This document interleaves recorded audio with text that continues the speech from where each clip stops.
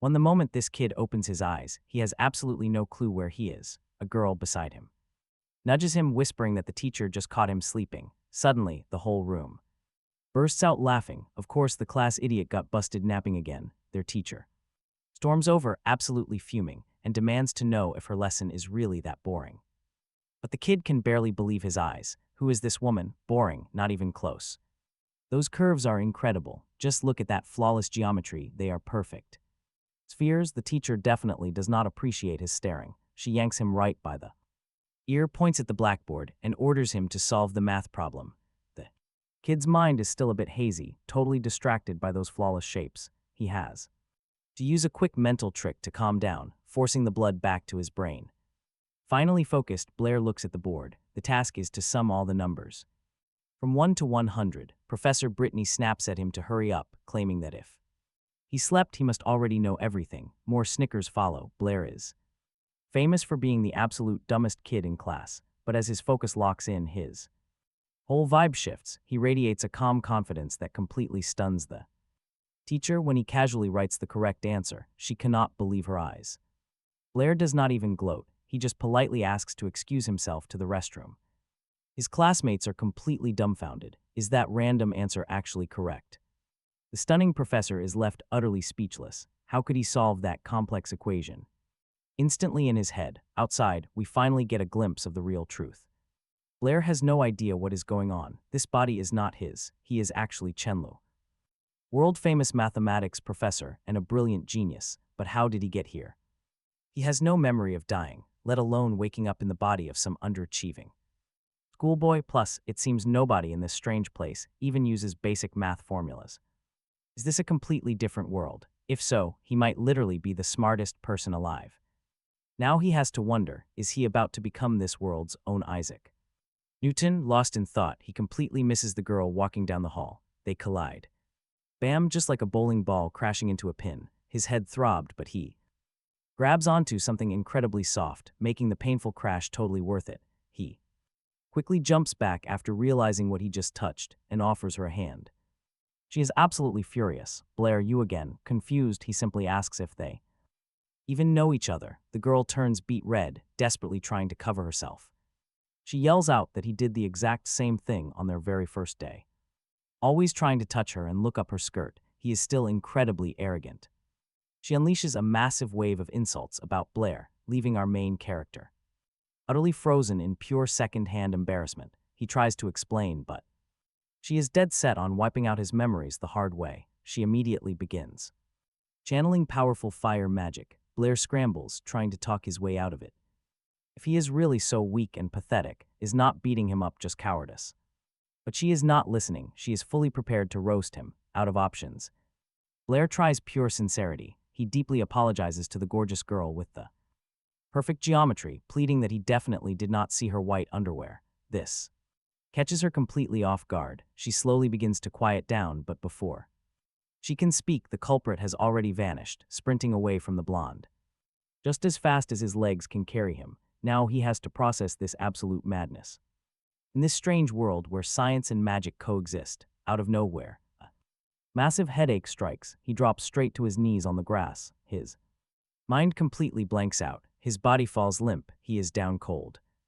As he sleeps, his mind drifts backward. He relives his oldest memories. Crying out for his father, suddenly a puddle reflection shifts the scene. A royal palace appears. We see a noble man hand over a gorgeous box to his crying lover, trying to comfort her. Immediately after, the woman grabs her young child, dragging him inside a massive 2-story house, indoors. As she unpacks, she overhears 2 maids whispering about them. They are gossiping that this fallen lady and her child lost the man who supported them. Time skips forward. A happy young boy is sprinting down the road, laughing. Eager to tell his mother, he got into the legendary Shandanasa Academy. That boy was Blair. His mother looks deeply worried, warning him of danger. At the school, looking at him, she sees her late husband. She realizes the resemblance is striking. Next, the memories leap forward to his difficult life at school. Teachers and peers constantly treat him with disrespect. Even so, he is absolutely determined to pay off his family's debt. They are a bankrupt noble house. He has to work twice as hard. There is just one massive catch. He was born with absolutely zero magic. Talk about a brutal disadvantage. He can't even spark a tiny fireball. This made his school life pure hell. He was trapped in a deep slump. Suddenly, he snaps awake. He is staring right at a girl with bright blue hair. She calls to him, deeply worried, asking if he is hurt. Blair is completely dazed. Who is this girl? How did she even find him? The friendly stranger offers her hand, telling him class is about to start. He pulls himself up, leaning on her shoulder, and quietly thanks her. Frankly, nobody ever shows him any kindness. Soon, they reach the classroom. The lecture is already in progress. The teacher is discussing the key elemental forces of the world. Hearing this, our main character remembers the cruel reality of this society. You are either born a gifted mage, or you are just a regular commoner. Meanwhile, the gray-haired professor continues speaking. True mages combine spells, precise physical gestures, and internal spiritual power to control the elements, but you must possess the gift. Time flies, and the boring lecture is finally coming to an end. Excited students quickly pack up and leave, cheering that class is over. But the teacher notices one quiet student lingering behind the others. Spotting Blair, he lets out an unimpressed sigh and asks what he wants. Blair asks a simple question: can someone learn magic without natural talent? The professor shuts him down instantly, saying it is entirely impossible. Nobody can master the elements without that spark of innate magical gift. Hearing this, the remaining classmates immediately burst into mean, mocking laughter. After everyone knows he is powerless, just then, a guy named Toby approaches. He tries to cheer Blair up, offering a comforting option. Even if he fails, there is a job waiting on Toby's family farmlands. Hearing that, Blair remembers this chubby kid is his only real friend here. The body's original owner. After wrapping up their chat, Toby smiles warmly. They say their friendly goodbyes, waving as they part ways. Suddenly, Blair notices that the blue-haired girl is staring straight at him. He asks if she needs anything, and she gets totally flustered, bolting right out of the room. But first, she mentions that Professor Brittany wants him in her office after class. Walking away, he finds himself constantly thinking about that girl. She spent the entire day hovering nearby, almost like she desperately wanted to tell him something. Blair knows that despite being a math genius, his brain will not do much in a magical world without actual powers. Clinging to a tiny sliver of hope, he decides to test out what little magic he possesses. Staring at his palm, he concentrates hard and tries invoking the classic fireball technique, desperately hoping for any sign of a spark. But his expectation quickly fades. Despair sets in as another failure seems totally certain. Then, out of absolutely nowhere, his hand suddenly erupts in a brilliant orange flame. Blair stands completely stunned, staring in absolute awe at the glowing fireball resting his palm. He cannot make sense of it, mesmerized by the warm, yellow light radiating from his skin. It feels completely unreal because, to his knowledge, this fragile new body has zero talent for magic, yet the evidence is undeniable. He accepts this crazy new reality with a massive sigh of relief. Right after, he begins playing around with the flame, only to stop and wonder where this came from. How did this latent power trigger so suddenly? He deduces that their souls crossing over must have changed things. Then, he remembers his meeting with the math teacher. Hurrying to her office, he knocks and hears a soft voice bidding him to enter. Blair opens the door with a polite apology for disturbing Professor Brittany, but the moment he steps inside, his jaw completely drops. As a deep blush burns across his cheeks, his gorgeous teacher is in a bizarre stretching pose. Blair just stands there frozen, though she does not seem to notice his sheer embarrassment, cheerfully welcoming him inside. By now, our protagonist is completely paralyzed. Brittany, remaining totally relaxed, tells him to ignore her posture. She always works on complex formulas. While stretching like this, still incredibly flustered, Blair asks why she summoned him. The beautiful blonde points toward the empty chair beside her desk, asking him to sit. Turning away briefly, she returns to slide a fresh sheet of paper and a pen over. Looking down, the boy realizes it is another highly advanced equation for him to crack. Just as he prepares to calculate, Brittany mentions she needs to step out for a moment, but before she even moves, Blair casually blurts out the correct solution. On the spot, the math professor whips around, completely stunned by his instant reply. He calmly repeats his answer, confirming the calculation is flawless. Instantly, the excited teacher lunges forward, gripping him by the shoulders while demanding to know How on earth he solved a problem that normally takes her hours to complete. Narrowing her eyes suspiciously, she asks if he had somehow seen this specific problem. Before, despite her picking the number 79 entirely at random, Blair asks if she truly wants to learn his secret. With a playful pout, she demands he share the truth. Blair's eyes accidentally wander downward, catching a brief glimpse of her chest before he quickly agrees to explain. Secretly, he cannot help but think that his gorgeous professor is surprisingly innocent. Skipping the small talk, he dives straight. Blair jumps right into the explanation, pointing out how she solved it by simply adding. He warns her that going number by number is a pretty risky way to do calculations. It is easy to slip up, but her final answer was correct. Still, she stares at her notes in complete confusion, completely lost. She admits that this is the only method she knows, making him grin widely. Blair tells her she is wrong and introduces a much smarter trick based on patterns.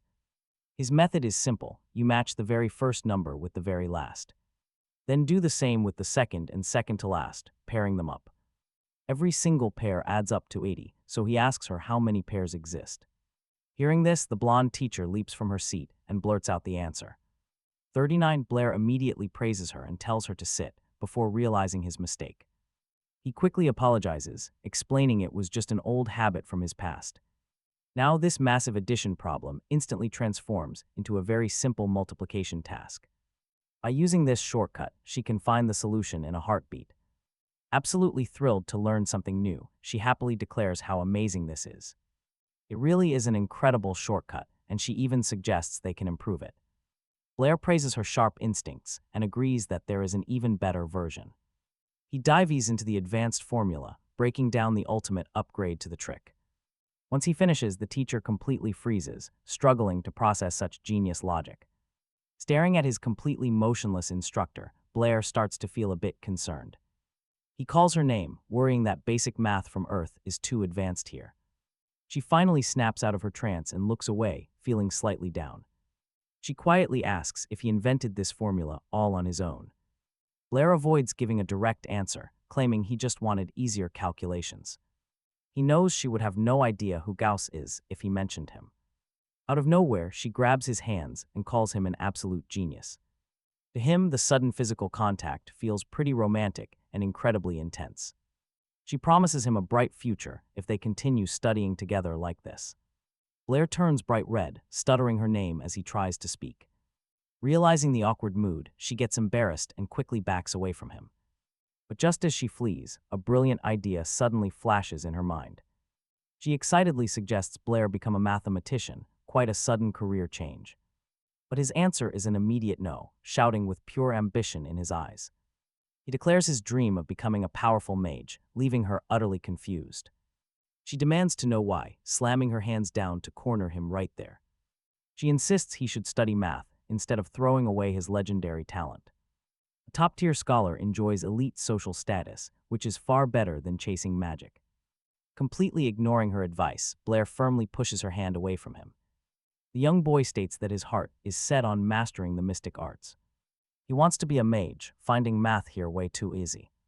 All he would have to do is repeat famous theories from his past life. He feels like copying those Earth formulas is basically just plagiarizing other minds. Besides, magic is infinitely more exciting to learn. She pauses to think it over. After a brief silence, the teacher proposes a high-stakes bet to settle it. She points out an upcoming magic exam that will determine his entire future. Blair gets pretty thoughtful, realizing that a single failure means he is kicked out. The teacher nods. If he actually wants to become a real mage, he absolutely has to pass this exam. A heavy silence falls as Blair just stares at her, completely quiet, lost in his own thoughts. Then the teacher slides a desk calendar over to lay out her terms. She promises that if he passes, she will stop nagging him about pursuing math, but if he fails, she will get him a position as a teaching assistant so he can stay right here and focus on equations. With the terms set, she asks for his answer. She is absolutely certain he will fail given his total lack of talent for magic. Without showing any hesitation, Blair looks her dead in the eye, fully confident, and accepts the challenge. Walking down the hallway, he complains about how incredibly stubborn his teacher is. Suddenly, he starts replaying their intense classroom encounter. but his mind twists it into something way more romantic than it actually was. Shaking off those sketchy thoughts, he decides he needs a distraction and heads out to practice. That is when a random girl with ribbons comes sprinting around the corner. They slam right into each other, head first.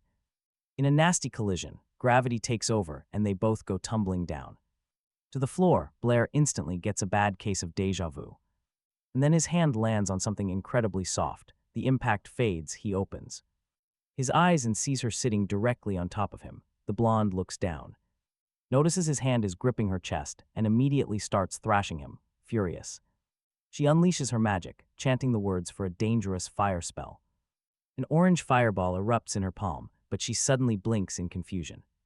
Her target is gone. The girl screams in absolute rage, cursing his quick escape. Safe and sound, Blair catches his breath and lets out a massive sigh. If he had not dashed away at lightning speed, he would be a piece of toast. Sometime later, the very same girl with the hair ribbons storms into the math teacher's office. She immediately starts venting about running into a creepy guy. Twice in a single day right here on campus, after letting it all out. She vows that the very next time she spots him, she will incinerate him on the spot. The teacher finds the whole dynamic pretty amusing. Giggling quietly at her student's rage, the girl, whose name is Isabella, quickly changes the subject to show off she has already finished the complex homework equation the teacher assigned them earlier. She boasts, saying she solved it in one night and doubts anyone could possibly match her. The teacher smiles and praises her dedication, but quickly bursts her bubble, saying that a student named Blair solved the exact same problem in 1 minute. Isabella freezes in utter shock, completely lost, demanding to know how that is even possible. The teacher explains there is a special shortcut theory and offers to break it down. She steps up to demonstrate exactly how. Blair used the shortcut. Once she finishes, Isabella just stares, her mind goes totally blank as she processes the math. Talk about a reality check. But little by little, the logic starts to click and everything falls into place. Then a shocking realization hits her, and she is left completely stunned.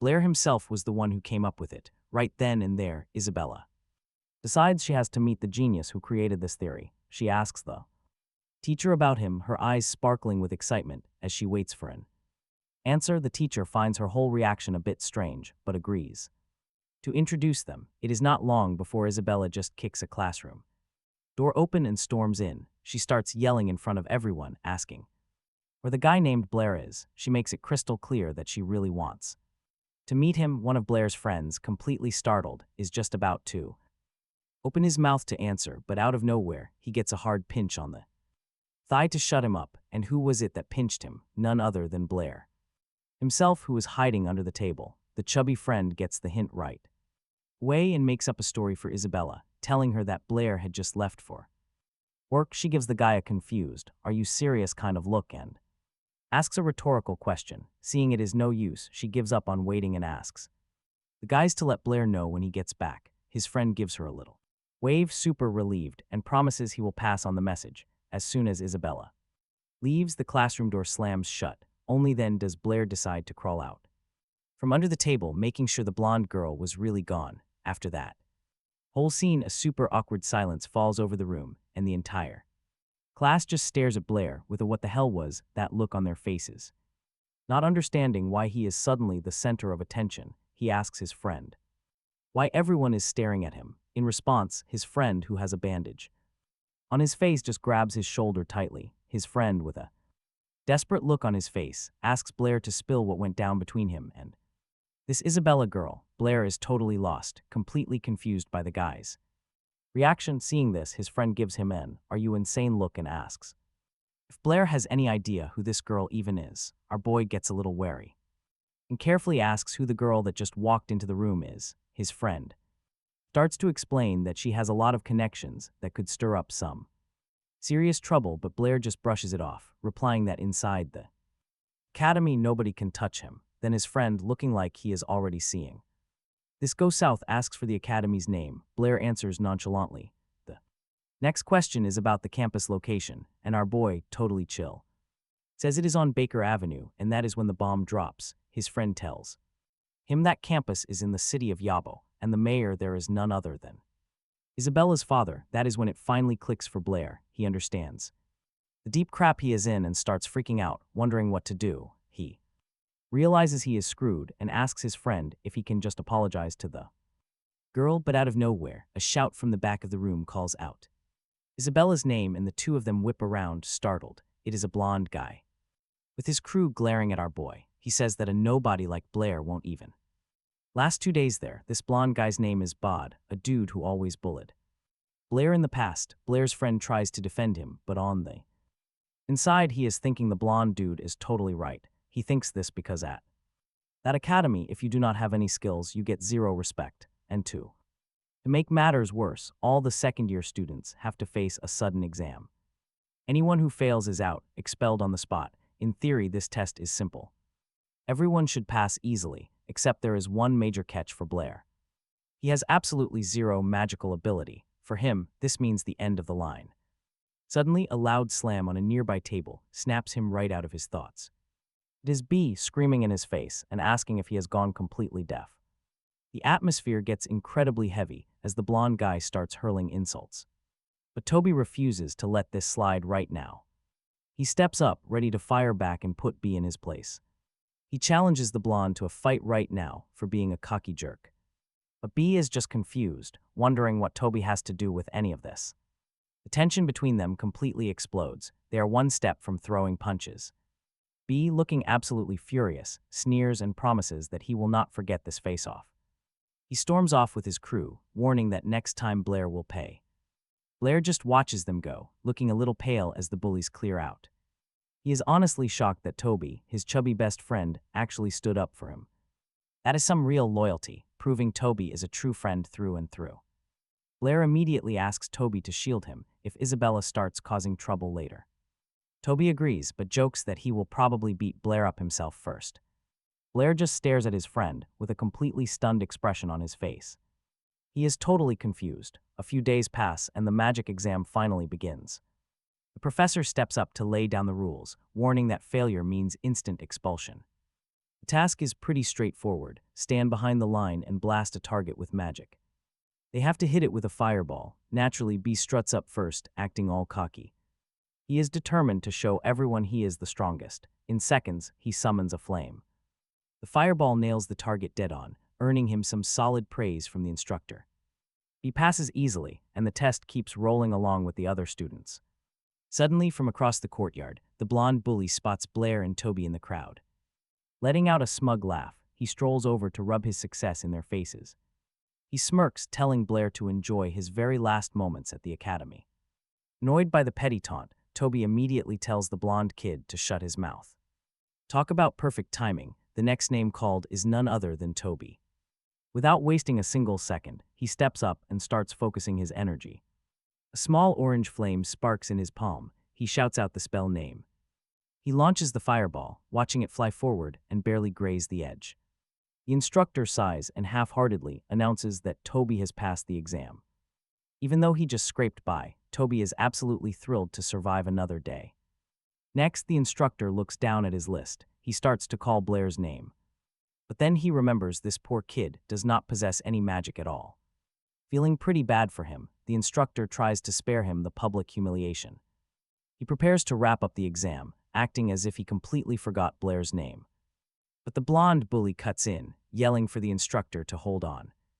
He points out that there is still one more student left to go. Pointing right at Blair, B yells loud enough for everyone to hear. He announces that Blair is a guaranteed fail, while our hero just stands there silently. Everyone waits. They want to see how the instructor will react. He awkwardly asks the kid if he is actually going to take this test. The blonde bully's crew hears this. Instantly, they burst out laughing. As they mock Blair, a math teacher happens to walk by. Tob steps up, placing a hand on his friend's shoulder to reassure him. He says to ignore them, but then Blair's entire energy shifts. With a look of absolute confidence, he decides he will take the exam. The bully and his friends are stunned. They have no idea what is happening. They do not understand, but their shock quickly fades away. They burst into laughter, clowning on Blair and expecting a massive fail. The noise is loud. It catches the attention of that passing math teacher. He steps in closer out of curiosity, while the magic instructor gets annoyed. Antonio yells for quiet, then looks at Blair one final time. He asks if he is sure. Blair just nods with a determined look. He tells the professor he is ready. The teachers try to act gentle. They tell him not to worry if he fails, and Blair gets in position. He stands before the target, taking a slow, deep breath to focus. He is thinking about how to put on the absolute best show. He knows he does not need any chants or weird hand signs. But to make it spectacular, he decides to go through the motions anyway. He yells out the fire spell's name, and everyone watches the target. Blair acts like he is straining hard to summon the magic. People around him shield their faces from the heavy smoke rising. They try not to get burned. When they open their eyes, watch this. They look at his bare hands and see absolutely nothing there, the blonde bully. And his crew laugh like crazy, thinking he completely messed up. But out of nowhere, a tiny spark of fire appears in his hand. Fiery circles spread around him, and a massive fireball forms. It flies straight toward the target. When it hits, there is a gigantic explosion of flames. Everyone there stands completely frozen. Students and teachers just stare in awe, their mouths wide open. The target is reduced to a pile of smoldering rubble. Antonio, in absolute disbelief, announces that Blair passed. The blonde kid's face twists. He screams that it is impossible because even he cannot do that. Only Tob is genuinely happy, asking why he hid this crazy talent. Suddenly, the professor calls Blair over to speak with him. The math teacher watches from the side in shock, wondering how it happened. Blair heads straight to the magic professor's office for a chat. He starts telling a story about how he trained hard every day, reading books, which is how he mastered this powerful fireball spell. Professor Antonio explains that magic is a divine gift from the gods. Those without abilities are called the godforsaken. They all thought Blair was one. But now it seems the gods have rewarded him with this blessing. Such an event is incredibly rare. Antonio praises the boy's success, encouraging him to keep studying because his potential is absolutely massive. Blair is already exhausted, thinking that every single teacher here wants to force-feed him lessons. Suddenly, he lets his guard slip and makes a massive slip of the tongue. He says he appreciates the praise, but he really just wants to go home. The old professor just stares back, completely baffled by his strange words. Realizing his critical mistake, Blair immediately scrambles to play it off as a joke. He laughs it off as a slip of the tongue, but Professor Antonio is not quite buying it. The old man simply figures the kid has been burning the midnight oil lately.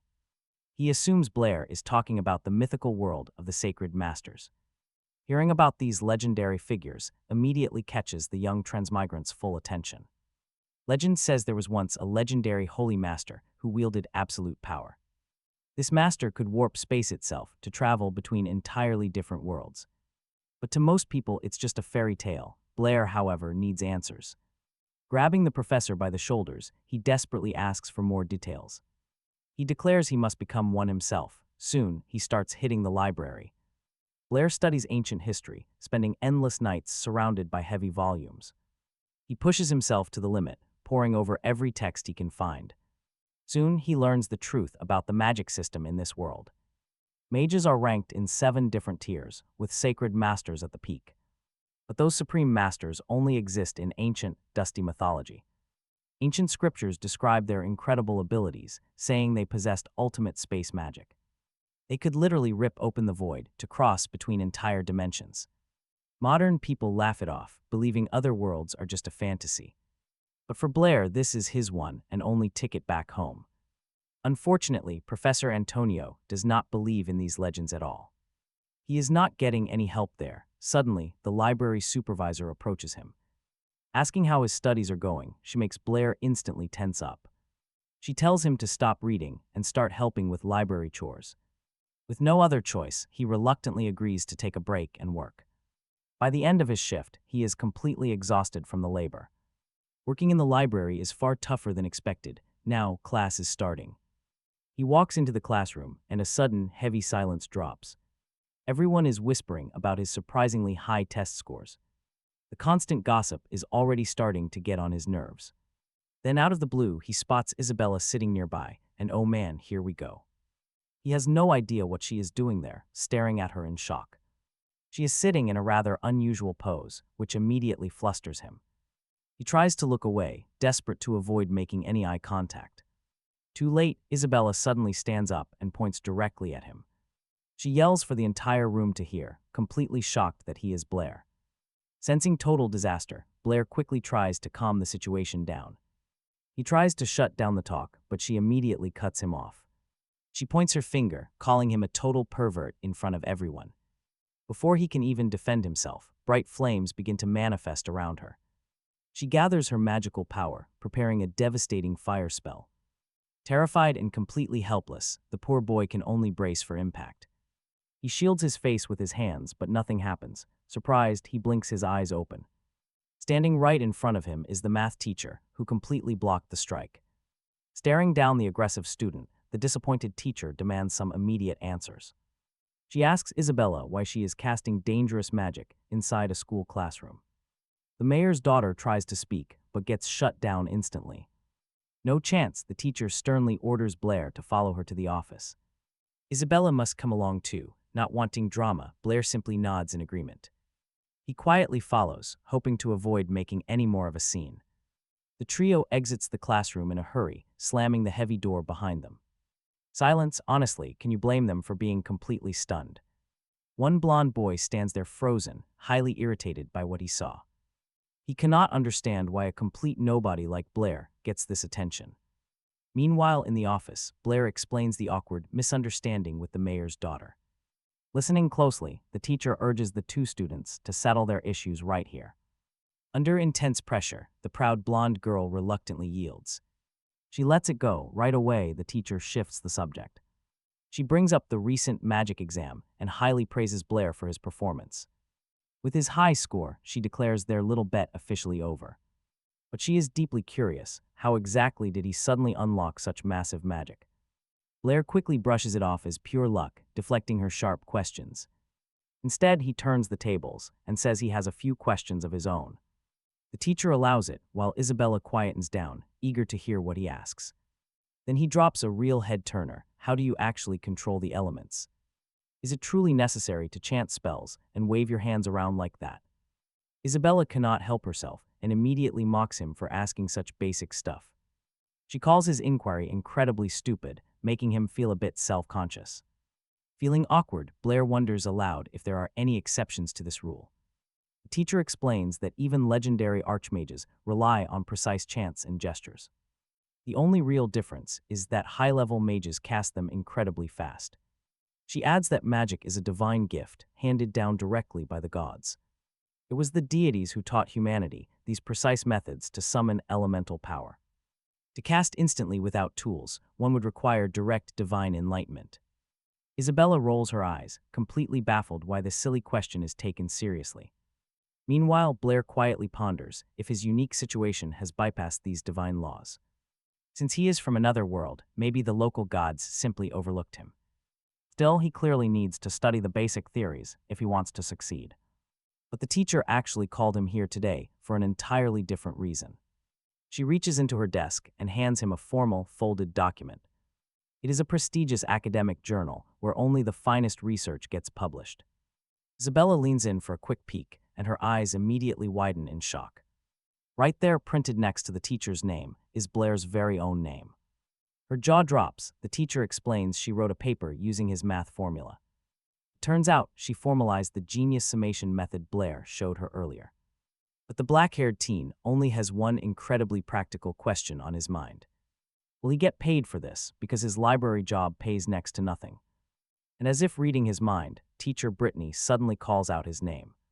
She hands him a small pouch of money, his official reward for all that work.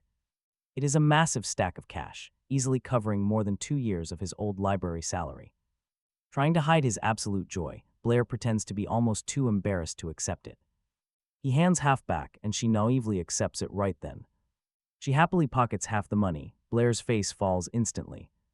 He never expected her to actually take it. The regret is deep. Offering it was just pure politeness, but now half his cash is gone.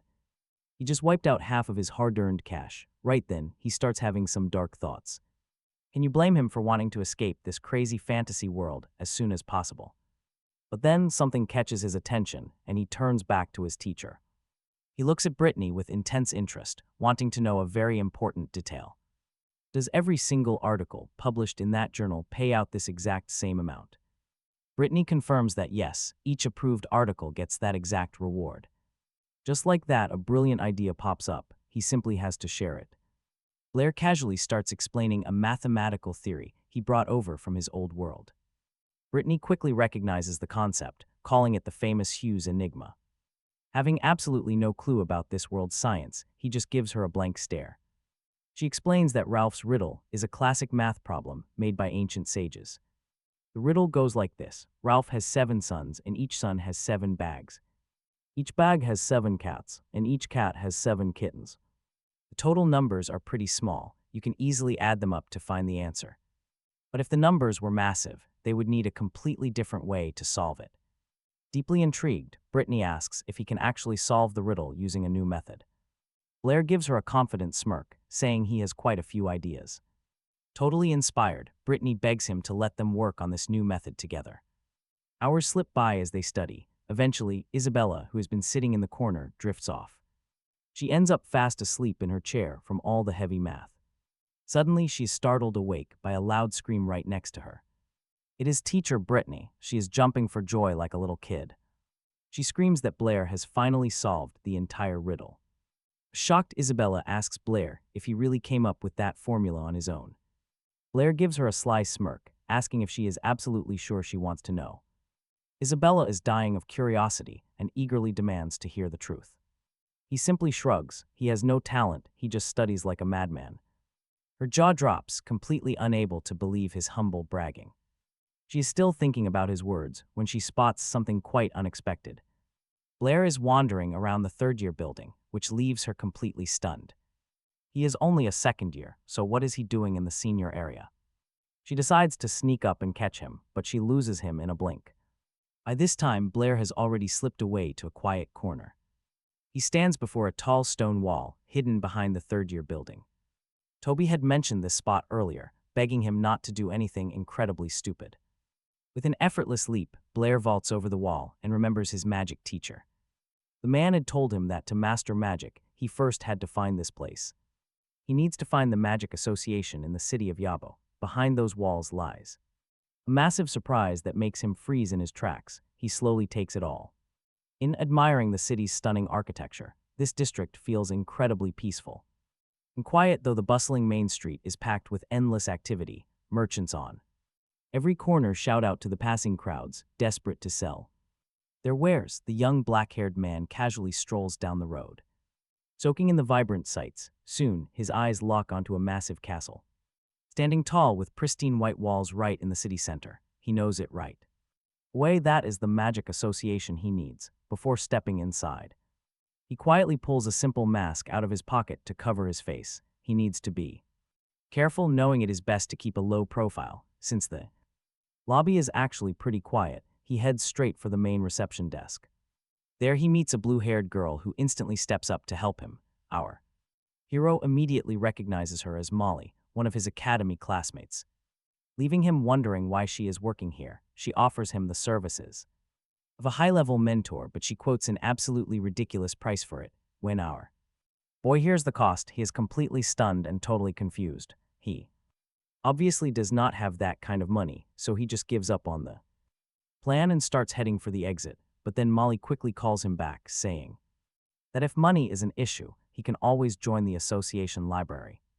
Chenliwo turns around in surprise, asking her to repeat herself just to be sure. He heard right about the library. Turns out this massive archive has thousands of books on magic, and get this, it is completely free. Realizing he will not have to spend a single cent to learn, Chenliwo gets incredibly excited and asks to register right then and there. But first, she asks him for a mage license, which unfortunately he does not have. Molly assumed he was already a certified mage, explaining that the card is required to prove that person truly understands the basics of spellcasting, but he can actually just prove his skills on the spot by putting on a quick demonstration. He is a little hesitant, asking if it is really okay to take the exam immediately. She says yes, but warns him that today's examiner is a total hard-nosed pro.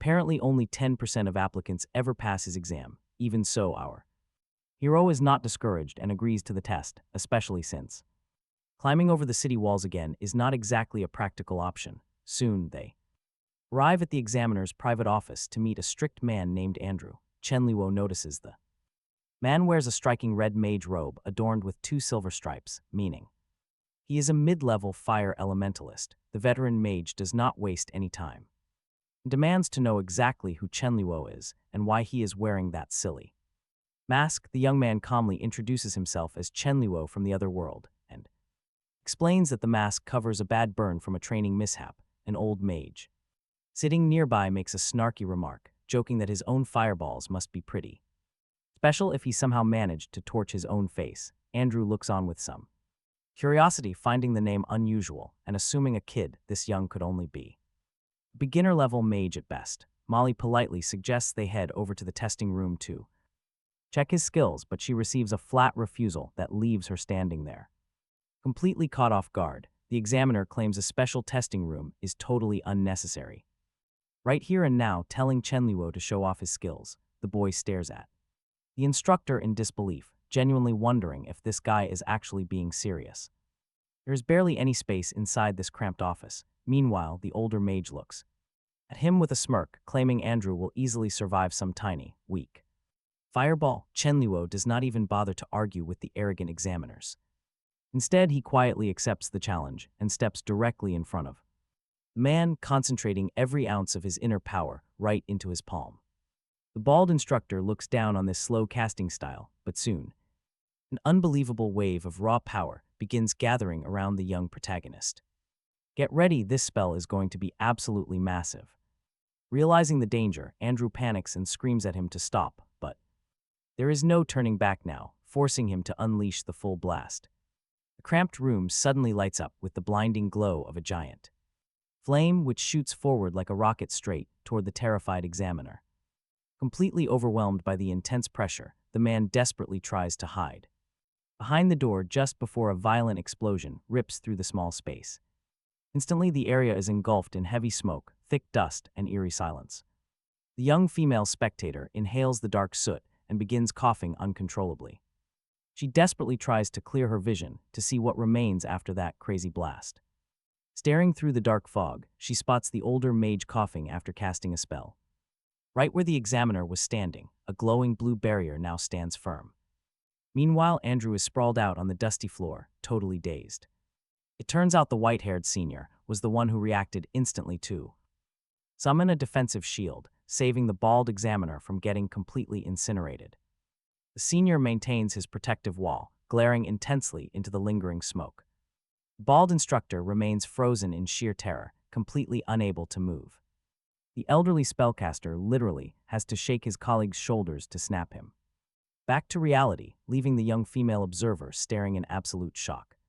Seeing the absolute chaos he caused, Chenliwo quickly bows and offers an apology.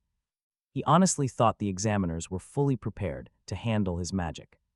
Despite the near disaster, our young hero somehow manages to pass the test. Moments later, he receives his official mage certificate and a library card. He holds his new credentials, carefully examining them with a calm smile. Soon, the girl approaches him, expressing how incredibly impressed she was by his power. Chenliwo simply smiles, thanking her politely before preparing to take his leave. However, he catches her off guard by casually using her actual name. She is left standing there utterly bewildered, wondering how they could possibly know each other. Meanwhile, Chenliwo arrives at the massive library, completely stunned by the scale. Without wasting any precious time, he grabs a heavy text and finds a seat. As he flips through the pages, he quickly discovers some incredibly valuable knowledge. His main focus is understanding the core concepts of mana and spiritual energy.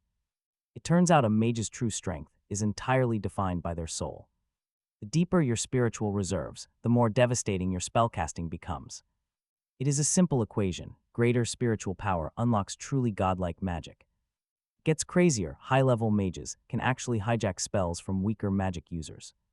Yet local textbooks explain the core elements in a messy way. That is because the magical theories here are honestly incredibly primitive. Everyone in this world believes 4 basic elements form the bedrock. Not just for magic, but for physical existence itself. They think other elements are just mixtures of those 4 primary ones. From a modern scientific standpoint, that concept is incredibly outdated. Any school kid knows matter is built from the periodic table, not just four simple things. But because magic is completely real here, our hero cannot find a normal scientific explanation. Suddenly, a wild and completely revolutionary idea strikes him right out of the blue. What if he can manipulate these magical elements using a totally different method?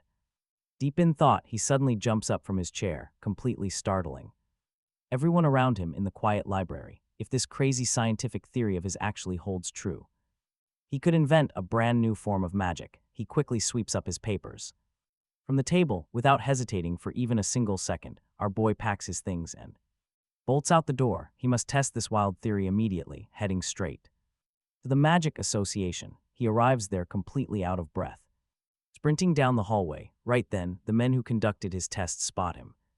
The tester and an elderly mage are sitting inside, still trying to process the mind-blowing display from earlier. Nearby, a beautiful blue-haired girl quietly serves them some hot tea. Andrew points out that this kid Chen Luo possesses incredibly weak spiritual energy. Yet despite that extreme spiritual weakness, he somehow summoned a massive, incredibly powerful and hot fireball. Even stranger, the seasoned elder could not even manipulate that flame. This gray-robed spellcaster suspects the young man is hiding a major secret. By now, night is falling, so our protagonist decides to leave the city. He needs to make his way back to the safety of the academy before it gets too dark. Along the dusty road, he easily leaps over a massive stone barrier like it is absolutely nothing at all, landing perfectly on his feet without even stirring up a single speck of dust. Eager to make immediate progress, he decides to brew up his brand new style of magic right here. A flood of complex chemical concepts begins racing through his brilliant mind, forcing him to concentrate deeply to bring this unique creation to life. Taking a deep breath, he suddenly detects a very strange, completely unfamiliar force around him.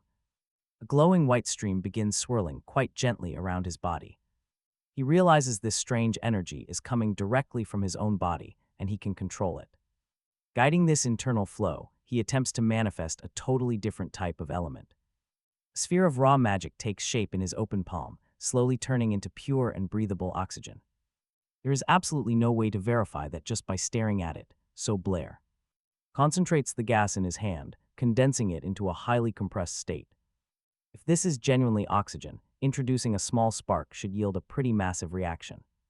Unfortunately, his first try is an absolute failure, releasing only a tiny puff of smoke. Refusing to lose hope, he prepares to run this dangerous scientific experiment once again. He conjures another pocket of oxygen, packing it as tightly as possible. Adding a tiny spark of heat, a colossal blast instantly erupts in a split second. The violent shockwave instantly shatters the glass windows of all the surrounding buildings. To put things in perspective, even glassware standing far away explodes into pieces. Cracks spiderweb her desk. The math teacher freezes in absolute shock. She hears a massive blast from outside, dropping everything to look. Through the cracked window, completely shattered by the pressure, she stares. Right outside the building, a huge, violent explosion has ripped through the grounds. Thick smoke and bright sparks rise from the grass where Blair stands. Caught right in the center, our boy struggles to breathe the heavy smog. The wind violently whips ash and debris around him. It is chaotic. Blair realizes something vital. He only survived because of his fast reflexes. Cold sweat pours down his face. Sheer, genuine terror finally sinks in. He looks around frantically, trying to assess the massive scale of damage. Clearly, that compressed oxygen pack had way more kick than he expected. Then a sudden, distant voice cuts through the loud ringing in his ears. Someone is shouting. A figure is sprinting straight toward his location. Blair never meant to cause such a scene. He needs to escape. He instantly bolts into the nearby woods to vanish before getting caught. But despite the absolute mess, his crazy experiment actually worked. Later, Blair sits in the classroom, quietly replaying the wild night. Exhausted from pulling an all-nighter, his eyes grow incredibly heavy. He slumps onto his desk for a quick nap, but real peace is out of the question. Out of nowhere, a heavy hand violently smacks him right across the back. It is Toby, frantically yelling about all the drama from last night. To keep himself off the radar, Blair claims he slept like a rock. Toby whispers that a massive blast shattered the third-year building windows. Everyone is convinced a super powerful mage did it. It is insane. Blair feigns total ignorance. He comments that he has never met one. Toby looks at him in complete shock, completely baffled by his friend's cluelessness. After all, their very own math teacher is an elite-level mage. Talk about a massive shock. Blair nearly leaps right out of his seat. Needing some answers, Blair heads straight to the teacher's office after class. He knocks nervously on the heavy wood door, which swings open instantly. She greets her student warmly, telling him his timing is absolutely perfect. It turns out she was actively looking for him to share big news. The Math Association just published a major paper on Ralph's enigma. Because Blair solved the legendary puzzle, his name gets top credit. She congratulates him warmly on cracking the world's most difficult math problem. Blair brushes it aside. He wants to discuss something completely different. He catches the blonde teacher completely off guard with his request. Blair confesses that he wants to study advanced mathematics directly under her guidance. She stares in absolute silence, trying to process this sudden shift. He explains that math has truly won him over, no regrets later. He jokes that he must have been some genius mathematician in his past life. Overwhelmed with emotion, the teacher reaches out and takes his hand. She calls out his name, Blair, entirely swept up in the passionate moment. She pulls his hand to her chest, expressing absolute joy before wrapping him in a hug. She promises they will study together every single afternoon from now on. Completely dying of embarrassment, Blair tries to pull away from her hug, gently pushing back. He pushes her off slightly, using this exact moment to ask for help with magic too. Still totally flustered by how close they are, he hears her agree to everything. He needs to leave, right now. Blair immediately turns and rushes straight for the door. He opens it, but the blonde teacher calls out, stopping him right in his tracks. She reminds him of their session tomorrow. Blair just nods, desperate to escape. But then, out of absolutely nowhere, she tells him to stop and wait a second. She casually climbs onto her desk, clasps her hands, and starts thinking deeply about something. Blair stands there absolutely frozen, staring back with wide, nervous eyes. Then the truth hits her. This sneaky kid only agreed to these math lessons so he could get some free magic help. Realizing his request was fake completely troubles her. Caught completely red-handed, Blair instantly panics and starts looking for an escape. Now watch, he has to think fast. He scrambles for a decent excuse. He frantically blurts out that since they will be spending all this quality time together, it is bound to make asking magic questions way easier for both of them. Before he can even finish, her heavy hand slams directly onto his shoulder. She grips him tightly. Our boy freezes, completely terrified of what she might do next. But she just smiles warmly, telling him he has a genuine talent for math. And he can use it. That weak explanation was somehow enough for her. She tells him to go get some good rest and absolutely not to miss class tomorrow. Blair thinks to himself that she is pretty smart, but also kind of silly. Next evening, Blair arrives right on schedule, ready to get this math session over with. He opens the door without even knocking and casually walks right inside. Suddenly, he spots two girls sitting together at the front desk, chatting away. One of them is Isabella, and the dark glare on her face shows she is not pleased. She probably wanted to talk to the teacher alone, without any annoying interruptions. Without missing a single beat, she straight up demands to know why he is here. The teacher apologizes, admitting she completely forgot to tell her about the new arrangement. Blair will be joining their lessons now. She asks her to help out. But judging by that incredibly cold look, Isabella is absolutely not a fan of that idea. The blonde teacher calls Blair over to sit down next to the other student. She has prepared a question. A stone is dropped down a deep well. A moment later, another stone twice as heavy is also dropped right after it. The question is simple. When exactly will the second stone catch up to the first?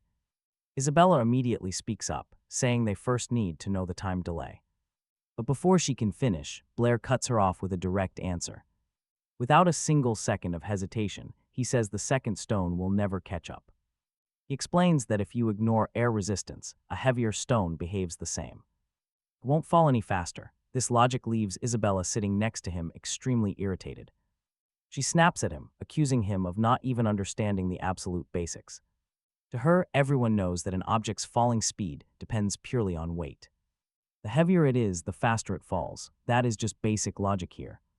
That is what the ancient sages discovered, and literally any child knows that simple truth. But our protagonist is not buying any of it. He is getting pretty annoyed. He shoots back that just because some ancient sages said so, it doesn't make it true. Just because a sage said it doesn't make it true, has she ever actually seen it happen? In real life, that is, the blonde gets pissed that he dared to question the wisdom of the ancients. The vibe gets tense since neither wants to back down. So our main character steps in, telling them straight up that science needs to be precise. If you cannot prove a truth, then it simply is not real. Another classmate suggests a bet, but Blair flat out says no. Meanwhile, the teacher tries to de-escalate the situation before a fight breaks out, but then, out of nowhere, the mayor's daughter bets 10 gold coins. Suddenly, he instantly agrees. The teacher just facepalms, totally frustrated that she cannot stop this stubborn black-haired kid. Soon, they find the perfect spot to run the experiment. The blonde tries one last time, warning him that one stone is twice the size of the other, so they should drop it. But Blair holds his ground. There was no way he was going to pass up on some incredibly easy money. Honestly, nobody here actually expects him to win because everyone blindly believes the ancient sages. The blonde even comments that being confident is fine, but being this arrogant is a whole different story. Right after that, floating white platforms of wind condense in the air. The teacher steps onto them and begins to levitate. A swirl of blue wind shoots her upward, rising faster and faster. Blair, who has never witnessed flight magic, just stares in absolute awe at the entire spectacle. He and Isabella watch from below as the teacher ascends all the way to the top of the massive clock tower. High up, she raises both hands, holding a stone in each, one heavy, one light. The mayor's daughter is already celebrating, claiming there is no way he wins this. To make sure the experiment is fair, the teacher aligns both stones at the exact same height and lets them go. They plunge into a freefall, and for a brief second it looks like one falls faster. They hurtle down, getting closer and closer to the ground, picking up speed. Suddenly, both stones hit the grass at the exact same instant. The blonde's jaw drops, completely unable to process what she is seeing. Meanwhile, Blair, on the other hand, just sports a tiny smirk since he already knew the result. Even the teacher, looking down from the tower, is wearing a look of sheer bewilderment. She casts her flight magic again, slowly descending all the way back down to the grass to investigate. Both stones rest there, side by side in the dirt, while the trio stands around them in dead silence, trying to process what they just witnessed. Isabella finally starts to understand, her face twisted in absolute pure confusion. The two girls just cannot wrap their heads around it. To them, the ancient sages were infallible. The teacher is left wondering how on earth her student knew the established law of gravity was completely wrong. Blair simply explains that he read about a similar theory in a book, and when he tested it himself, reality proved otherwise. It turns out that a fundamental truth adults had passed down for ages could easily be debunked by dropping 2 simple stones from a clock tower. It is wild to think that generations of brilliant scholars never even bothered to verify if the sacred laws they blindly memorized were actually real. The blonde grabs Blair by the shoulders, screaming that this discovery will reshape their entire world, and that a brand new law is going to be written with his name on it. But he is not exactly thrilled about the sudden fame, especially since he was not the first person to actually perform this experiment. The professor tries to smooth things over, claiming the credit was entirely his while she only played a minor part, but if she wants, they can refine this law together. And Isabella gets incredibly excited about the idea. Blair replies that he will absolutely need her help to finalize it, formally inviting her to join him. Just like that, all her shyness completely vanishes, and she stares up at him in utter surprise. Her mind starts racing as she seriously considers his proposal. She even imagines the upcoming newspaper headlines announcing 2 young geniuses have appeared at the academy to collaborate on a new law. Her face turns bright red again, completely overwhelmed by the thought of working closely with him. The blonde decides to hide her racing emotions, trying to play it cool. She timidly agrees. Isabella gets lost in her thoughts, realizing they will be working completely alone. She starts imagining possible names for their new law, picturing their names printed side by side in the official title, which makes her face heat up all over again. Suddenly, she offers to protect our main character if anyone dares to cause trouble at the academy, silently noting how unbelievably smart and handsome he really is. Suddenly, Blair reaches his hand out to her, and Isabella immediately assumes he wants a handshake. This simple gesture makes her flustered and even a little annoyed, without really understanding why. She bluntly asks what his open hand means, and in response, he demands 10 gold coins. Blair clearly had something else entirely on his mind, and his eyes sparkle at the mere thought of the sweet cash coming his way. Talk about a letdown. Isabella backs away, looking extremely disappointed and a little sulky. In the end, Blair happily receives his promised payment from the bet and immediately starts counting. He's absolutely thrilled to win 10 gold coins in a single challenge, basically securing some quick wealth. Isabella realizes that the guy cares far more about cold cash than fame, yet she feels like there's more to him. Blair becomes unusually quiet and thoughtful after hearing her words. Slipping into silence, Isabella, driven by genuine curiosity, decides to ask him what he really wants. The sudden question catches him completely off guard because, until this very moment, he had never paused to think about it. He considers everything he's done in this new world, and suddenly something clicks. Memories of his past life flash by, recalling his endless grind as a teacher. He remembers his beloved students, his old job, and the friends he left behind in a world that is long gone. Immersed in those memories, he finally finds a clear answer to give Isabella, but his true desire is not something he can just go around sharing with anyone, so he simply laughs off the idea of being driven solely by cash. With a polite, fake smile on his face, he bids farewell to Isabella and the professor, left without the real answers she hoped for. The blonde silently watches him walk away. She can tell he is harboring heavy thoughts that he cannot share with a single soul. A day passes and Blair is sitting in class, realizing that sleeping at his desk is actually far more comfortable than his cramped dorm room. But looking on the bright side, he is glad to finally have some solid cash. Still, he cannot afford to just sit around. He needs to keep moving. Right then, a blonde student named B slams his hand hard onto the desk and calls out to Blair. Grudgingly, B says. Blair is left completely baffled when he hears some guy named Phage is searching for him. He has never heard the name in his entire life, but that answer only upsets the thug. Furious, the guy grabs Blair by his hoodie. No hesitation, but a sudden voice cuts in. Someone commands the thug to let Blair go right this instant. Nearby, a blonde guy appears. He is dressed to impress, calmly adjusting his tie. The boss. It is Phage, the big shot who wanted to see our main character. He did not show up alone, bringing along 2 very serious-looking bodyguards. They glare at Blair, looking ready to burn a hole straight through him with their eyes. Phage looks down at Blair with pure contempt, but Blair is mostly just curious. After all, he has never set eyes on this blonde guy in the blue shirt before. The newcomer turns to our protagonist and demands to know if his name is Blair. Phage looks him up and down, a mocking chuckle right to his face. Then it clicks, and trust me, his reaction is perfect. He tells the thug to release him and asks what this is all about. The smug blonde delivers a very clear warning, telling Blair to stay away from Isabella. In his mind, a lowlife like Blair is simply not on her level. Threat delivered, he tells his crew to scram, and they quickly head out. On his way out, the rich kid deliberately bumps into Toby, who is just passing by. The chubby boy cannot take the hit and falls awkwardly to his knees in fright. Toby does not dare to make a sound, keeping quiet until the bullies finally walk away. Dusting himself off, Toby rushes over to Blair to check if he is all right. Blair insists they just wanted to talk, but Toby is absolutely shocked by the encounter. He cannot fathom why Phage targeted Blair. That is when Toby explains the harsh reality. That is Phage, the class president. Everyone in school is terrified of him. He comes from the powerful Howard family and is the proud son of a viscount.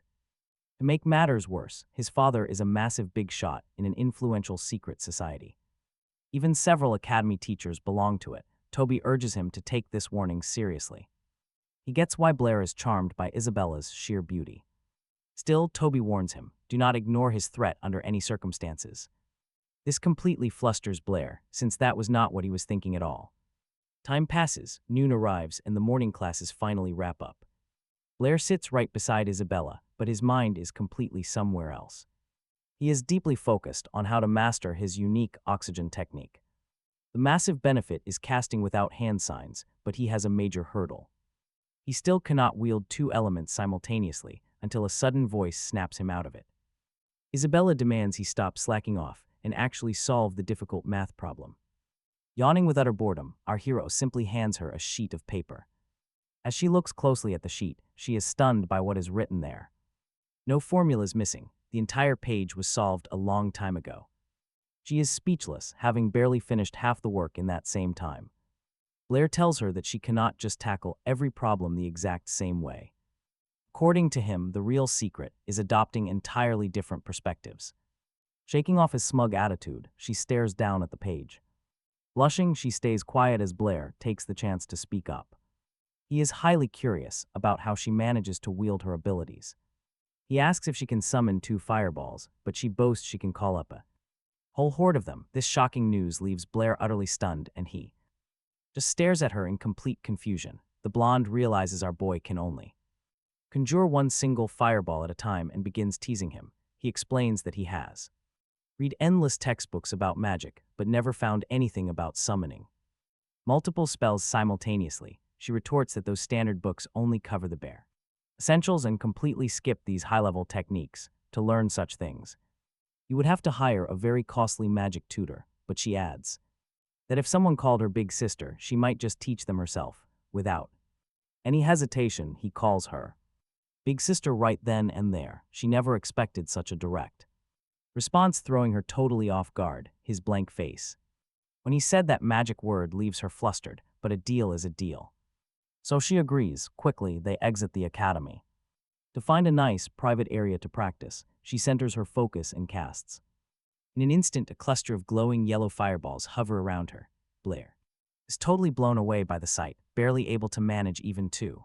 What instantly grabs his attention is how perfectly stable her flames remain. She explains the true secret to calling forth multiple spells lies in distributing your magical energy. They believe power only focuses onto a single point, but master this, you can easily split your energy into separate points. Each of those individual portions can cast its own distinct spell, and that is how you summon multiple fireballs at once. Blair then asks if it is possible to summon different spells using those separate streams, and she eagerly nods in agreement. While they chat, a golden-haired student watches them from afar. His name is B, and he assumes the pair have some romantic drama going on. Right beside him, another guy is clutching the stone wall so hard in pure rage that the solid brick cracks. Their boss nearby also witnesses this and watches with a nervous sweat, silently swearing that Blair will pay a heavy price for this. Meanwhile, our hero is training intensely, attempting to split his magical power into 9 parts. His mentor explains he must follow her steps to carefully divide his inner energy step by step. Smiling, she tells him not to get discouraged if he fails, since it took her 6 months of hard work to master it. But wait, right as she finishes her sentence, a whole ring of fireballs erupts around the young man. She stares in complete shock at the sight, demanding to know how he managed to do it. Quite casually, he replies that he simply divided his power into 9 parts to cast the spell, but she is not buying that simple excuse, asking how he could possibly pull it off so fast.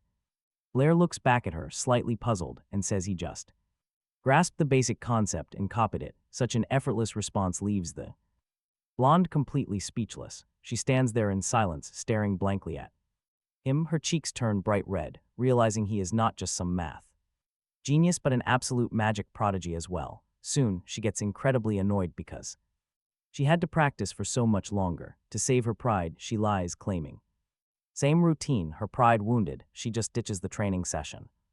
She storms away. Blair has absolutely no clue why she is angry. Classic confusion, he just shrugs it off as a mystery. Reaching into his pocket, he suddenly feels a strange object. It catches his attention immediately. Meanwhile, the girl is still fuming. She stomps back toward the academy. Suddenly, Blair runs after her. He catches up, grabbing her arm. Isabella flinches, completely startled. She snaps, asking what he wants. Then she notices his hand. He holds out a pretty bracelet with a cute red string. A little golden cat charm dangles from it, a surprise gift. Calling Isabella by her name, he tells her to take the gift. He admits he only learned magic thanks to her. He appreciates it. She stares at the bracelet, completely breathless. Her face turns crimson. She bites her lip, utterly flustered while staring at him. Surprised, she mutters that maybe he actually has some sense. Maybe he is not totally hopeless. Instantly, she snatches the cute bracelet.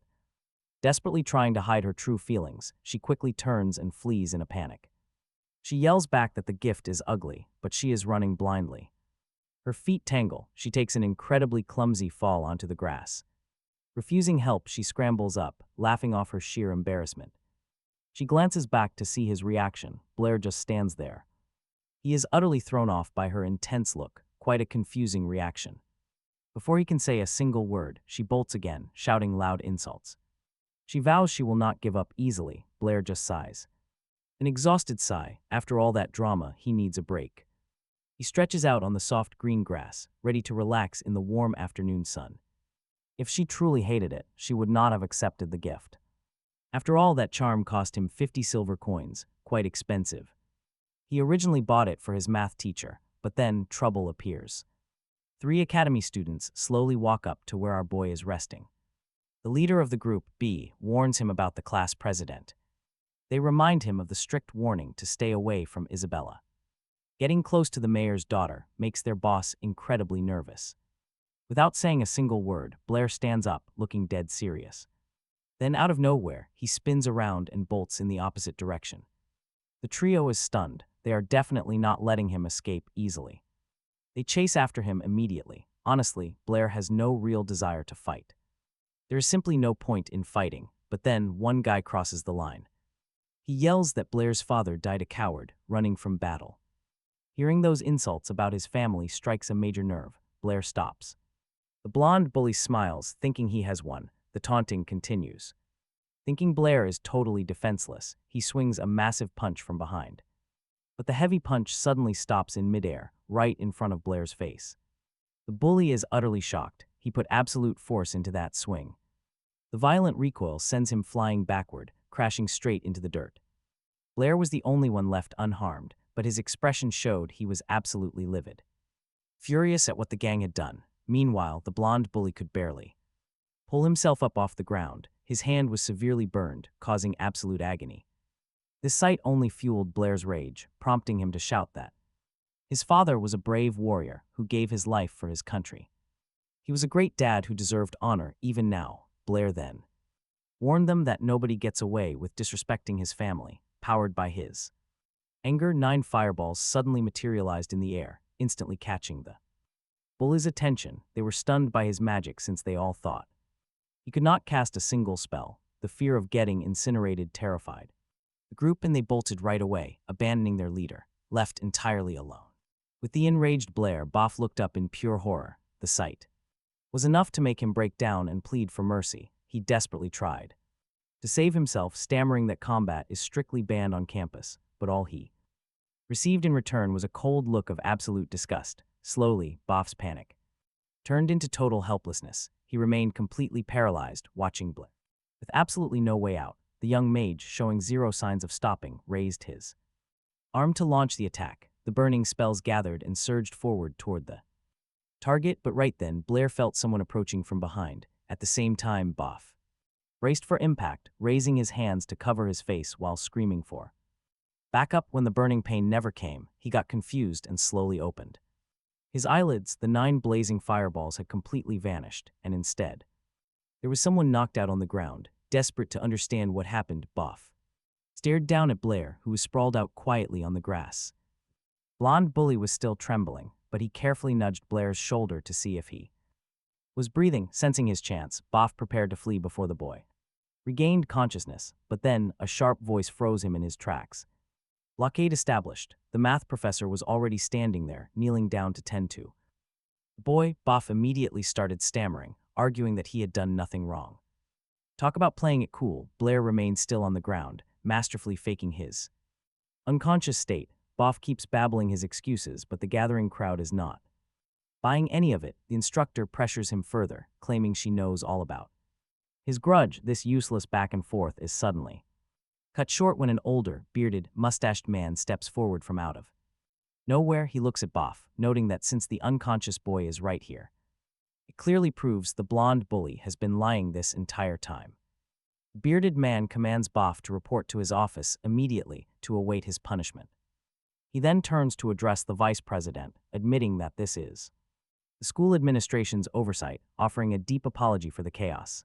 The administrators walk off, debating the matter, while the young girl tries to awaken Blair. She is deeply concerned for him, but suddenly feels an odd Freezing sensation. Blair pulls back from her slightly, and his expression suddenly turns into a hilarious blend of pure embarrassment and secret excitement. She notices this and assumes he is actually in pain, but he mutters that he was fine. Until she started practically suffocating him, she responds by gives him one of those warm motherly hugs, saying she was so worried. Right then, an older gentleman steps up, promising to get this entire mess sorted out, but adds that they actually came for a different reason. Isabella takes the lead, deciding to introduce these two newcomers to Blair. The elder gentleman is Archel, and the younger one is Calvin. Blair bows respectfully, greeting both of the academy staff. Apparently, our young protagonist is already becoming quite famous, and they already recognize him as the student who helped Professor Brittany solve the Ruvo's enigma, but Brittany immediately cuts the elder off, correcting him that it was Blair himself who solved the whole thing alone, and she merely drafted the report. Thanks to this, Blair and Professor Brittany have actually been nominated for the prestigious Edwin Award, bringing massive pride to the city, and if they wish, these association leaders will do everything possible to help the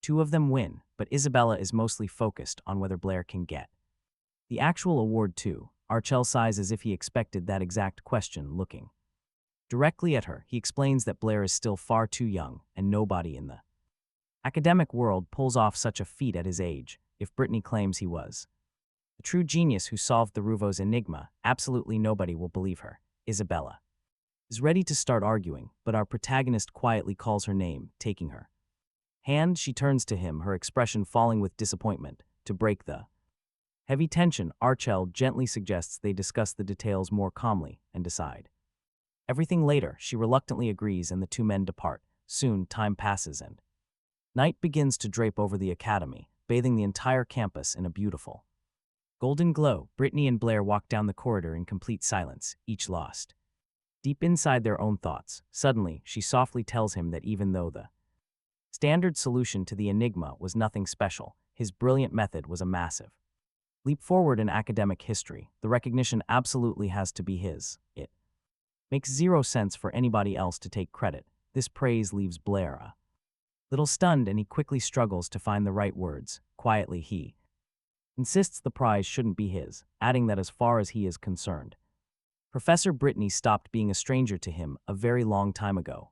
The unexpected compliment makes her face turn incredibly red. She is completely flustered, but embarrassed by her own flustered reaction. She tells her student to just head home, leaving him totally confused about what he might have said wrong. Soon after, a massive crowd gathers right around the school bulletin board. Everyone is buzzing about the groundbreaking paper published by Brittany, and especially about the mysterious student who helped her. People are absolutely blown away, noting that researchers had spent centuries trying to solve the Ruvo's enigma and failed. While they gossiped about him, Blair quietly decides to blend into the crowd to keep a low profile. It worked perfectly, but then not too far away, he suddenly hears a burst of angry shouting coming from a private room. He recognizes the older gentleman from before, along with two other people inside the office. It is Bod and his father, who is furiously screaming at him over the humiliating defeat. His father is incredibly harsh, and to teach him a painful lesson, he physically slaps his own child. Blair watches this unfold, completely disgusted, yet he has absolutely no desire to step in. After striking right there in front of everyone, Bod's father starts begging. He begs Artil for forgiveness, pleading with him not to expel his son. But Bod's actions, way too serious. He broke every major rule. He doesn't even finish. The headmaster completely cuts him off. The desperate father drops to his knees, begging with all his might. He stays on the ground, desperately pleading for the director to show mercy. Please let my son stay. Bod is utterly shocked by his actions. He tells him to get up, but Blair decides to step in anyway. He walks right up to Artil, greets him, and gets a nod back. Pretending he did not hear a single thing, Blair asks what happened. Instantly, Bod's face fills with pure rage when he sees Blair get involved. Artil explains, the kid broke a rule, it is over. Because of this, the academy has already decided to expel him. Swallowing his pride, Bod's father grabs Blair's sleeve from the floor. He thinks Blair can help, promising to teach his son a lesson. He begs for forgiveness, explaining how hard it was to get him in. Expelled, his entire life would be completely over. It is absolutely ruined. Seeing this dramatic mess, Blair can only sigh, but he's about to step in. He turns to Artil, calmly asking him not to punish Bod so severely. The bully freezes, shocked. It came from the guy he targeted. The director hesitates. Fine, the expulsion is suspended for now. Both Bod and his father are completely surprised and deeply relieved. But a warning follows. One more stunt, he is finished. There will not be a second chance, so the father forces Bod to bow. He pushes his son's head down, demanding he thank Blair and Artil. Too terrified to disobey, Bod bows low and thanks both of them. The director accepts the apology and tells them to get to class. They reach the auditorium door, and Blair is just about to open it. Suddenly, Bod stops him, demanding to know why he chose to defend him. His hand freezes on the doorknob. He stops and thinks for a bit. He explains he only did it because he did not want Bod disappointing his father. Bod just stares at the floor, letting those words sink in. Then he turns around and gives Blair a genuinely honest thank you. He warns Blair to watch out for FaZe, who will not let this go. Apparently, FaZe's uncle happens to be the vice principal of the academy. Later, Blair heads to the library as usual, reflecting on his crazy day. Suddenly, the librarian appears at the door with an incredibly serious look. His expression says it all, and honestly, this is not going to end well. Surprised to see him there, Blair asks what he is doing. The librarian gets straight to the point, asking if Blair got into any fights. Blair freezes, totally confused. Did something actually happen out there? Then comes the blow. No more library, no more room. He cannot even stay in his room anymore, directly ordered by the vice principal. A complete bombshell, but Blair is not backing down. He goes to find Professor Brittany, who wanted to recruit him and Isabella. Blair explains he cannot attend the seminar because he got kicked out of his room. With nowhere to go, he urgently needs to find a room. Luckily, the professor kindly offers to let him move into her place, mentioning she has a spare room. Our boy is completely flustered, instantly imagining what it would be like living with her. Worried about overstaying his welcome, he asks if having him around would be a major hassle. She calmly replies that it is no problem at all, because this way they can study math anytime. The logic makes sense, but he is still blushing. Blushing bright red, actually. They seal the deal, and she tells Blair to meet her. After the party, suddenly, Isabella bursts into the room without warning and demands to know what he is doing there. The professor explains that Blair is joining them for the seminar and will be living with her from now on. This unexpected news makes the blonde furious, and she immediately starts complaining. Confused by her student's reaction, the professor reassures her that Blair is a good guy and there is absolutely nothing to fear. Meanwhile, our poor protagonist just stands there, wondering why he is getting scolded again. To break up this awkward tension, the professor practically shoves the incredibly angry young girl out of the room, telling both of them to go get ready for the seminar. Then the professor asks if he has any decent, formal clothes suitable for such an upscale event. Clueless about high fashion, he wonders if his trusty magic tunic would work. The professor gladly agrees that a magic tunic is absolutely perfect for the occasion. Soon night falls, and let me tell you, this elite gathering is absolutely spectacular. Our main character on the red carpet, flanked by two gorgeous ladies. Once they get to the mansion, Isabella announces their arrival at the massive Howard estate. This is the exact place where the Magic Society hosts its prestigious events. The elite society holds massive power here, which is why they always use the Howard Mansion. Turns out this place is actually their class representative's house. Up ahead, three noble guys are standing around, locked in a pretty intense debate. At that moment, their teacher Brittany walks up to one of them, Vice President Calvin. Calvin spots the teacher with Blair's group and cheerfully welcomes them all. Our boy right away greets him in return. Standing beside him, Isabella is highly confused about how they even know each other. The vice president then asks Blair to introduce his friends, mentioning they were just discussing him. Professor Brittany decides to slip away quietly, letting them catch up while promising she will find them later on. Blair and Isabella step inside the mansion and their jaws instantly drop at the luxury. He is completely blown away by the elegance of the party and makes a direct beeline for the food. Without hesitating, he piles his plate with snacks and drinks, inhaling everything in seconds flat. Isabella, however, is mortified by this display, worried he is completely embarrassing them both. Suddenly something catches his eye and he stares over at the wall with intense interest. He spots a massive painting depicting two major rivers connected by several bridges. The blonde girl explains this painting is the Howard family's pride and joy. Known as the Seven Bridges of the royal capital, Blair, feeling a bit confused, asks for the painting's name again, proving he had absolutely no clue what it was. Their little chat is interrupted. The homeowner's son, a total playboy, overhears everything. He starts mocking Blair, throwing heavy insults at our protagonist just for being there. Isabella cannot stand this jerk's attitude. She immediately steps in to defend Blair. She demands respect for their guest, but the arrogant blonde dude could not care less. He keeps mocking Blair for being an ignoramus who does not even recognize famous art. Isabella decides to avoid any more drama with Fuzzy and tries to leave quietly. She grabs Blair's hand to pull him away, but the class representative sees them. Seeing her hold our boy's hand absolutely infuriates the guy. He instantly chases them down. He gets right in Blair's face, sneering that he only knows how to hide behind women.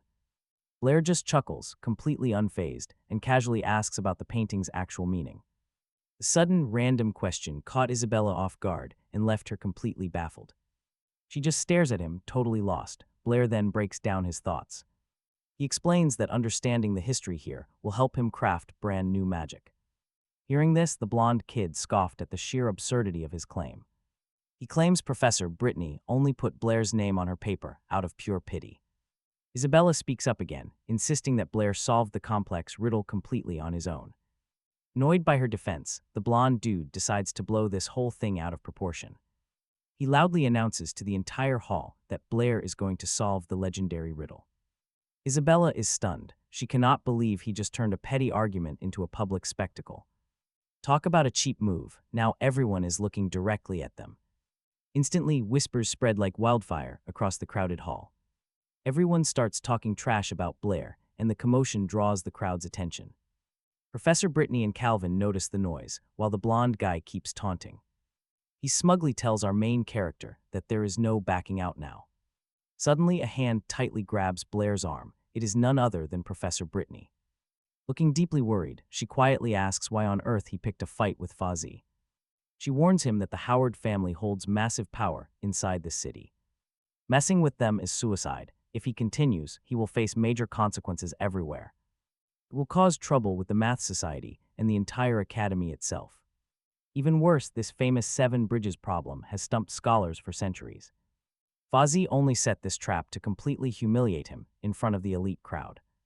But the arrogant blonde guy overhears their private talk and turns to the professor. He mockingly reminds her that she was the one calling Blair a genius.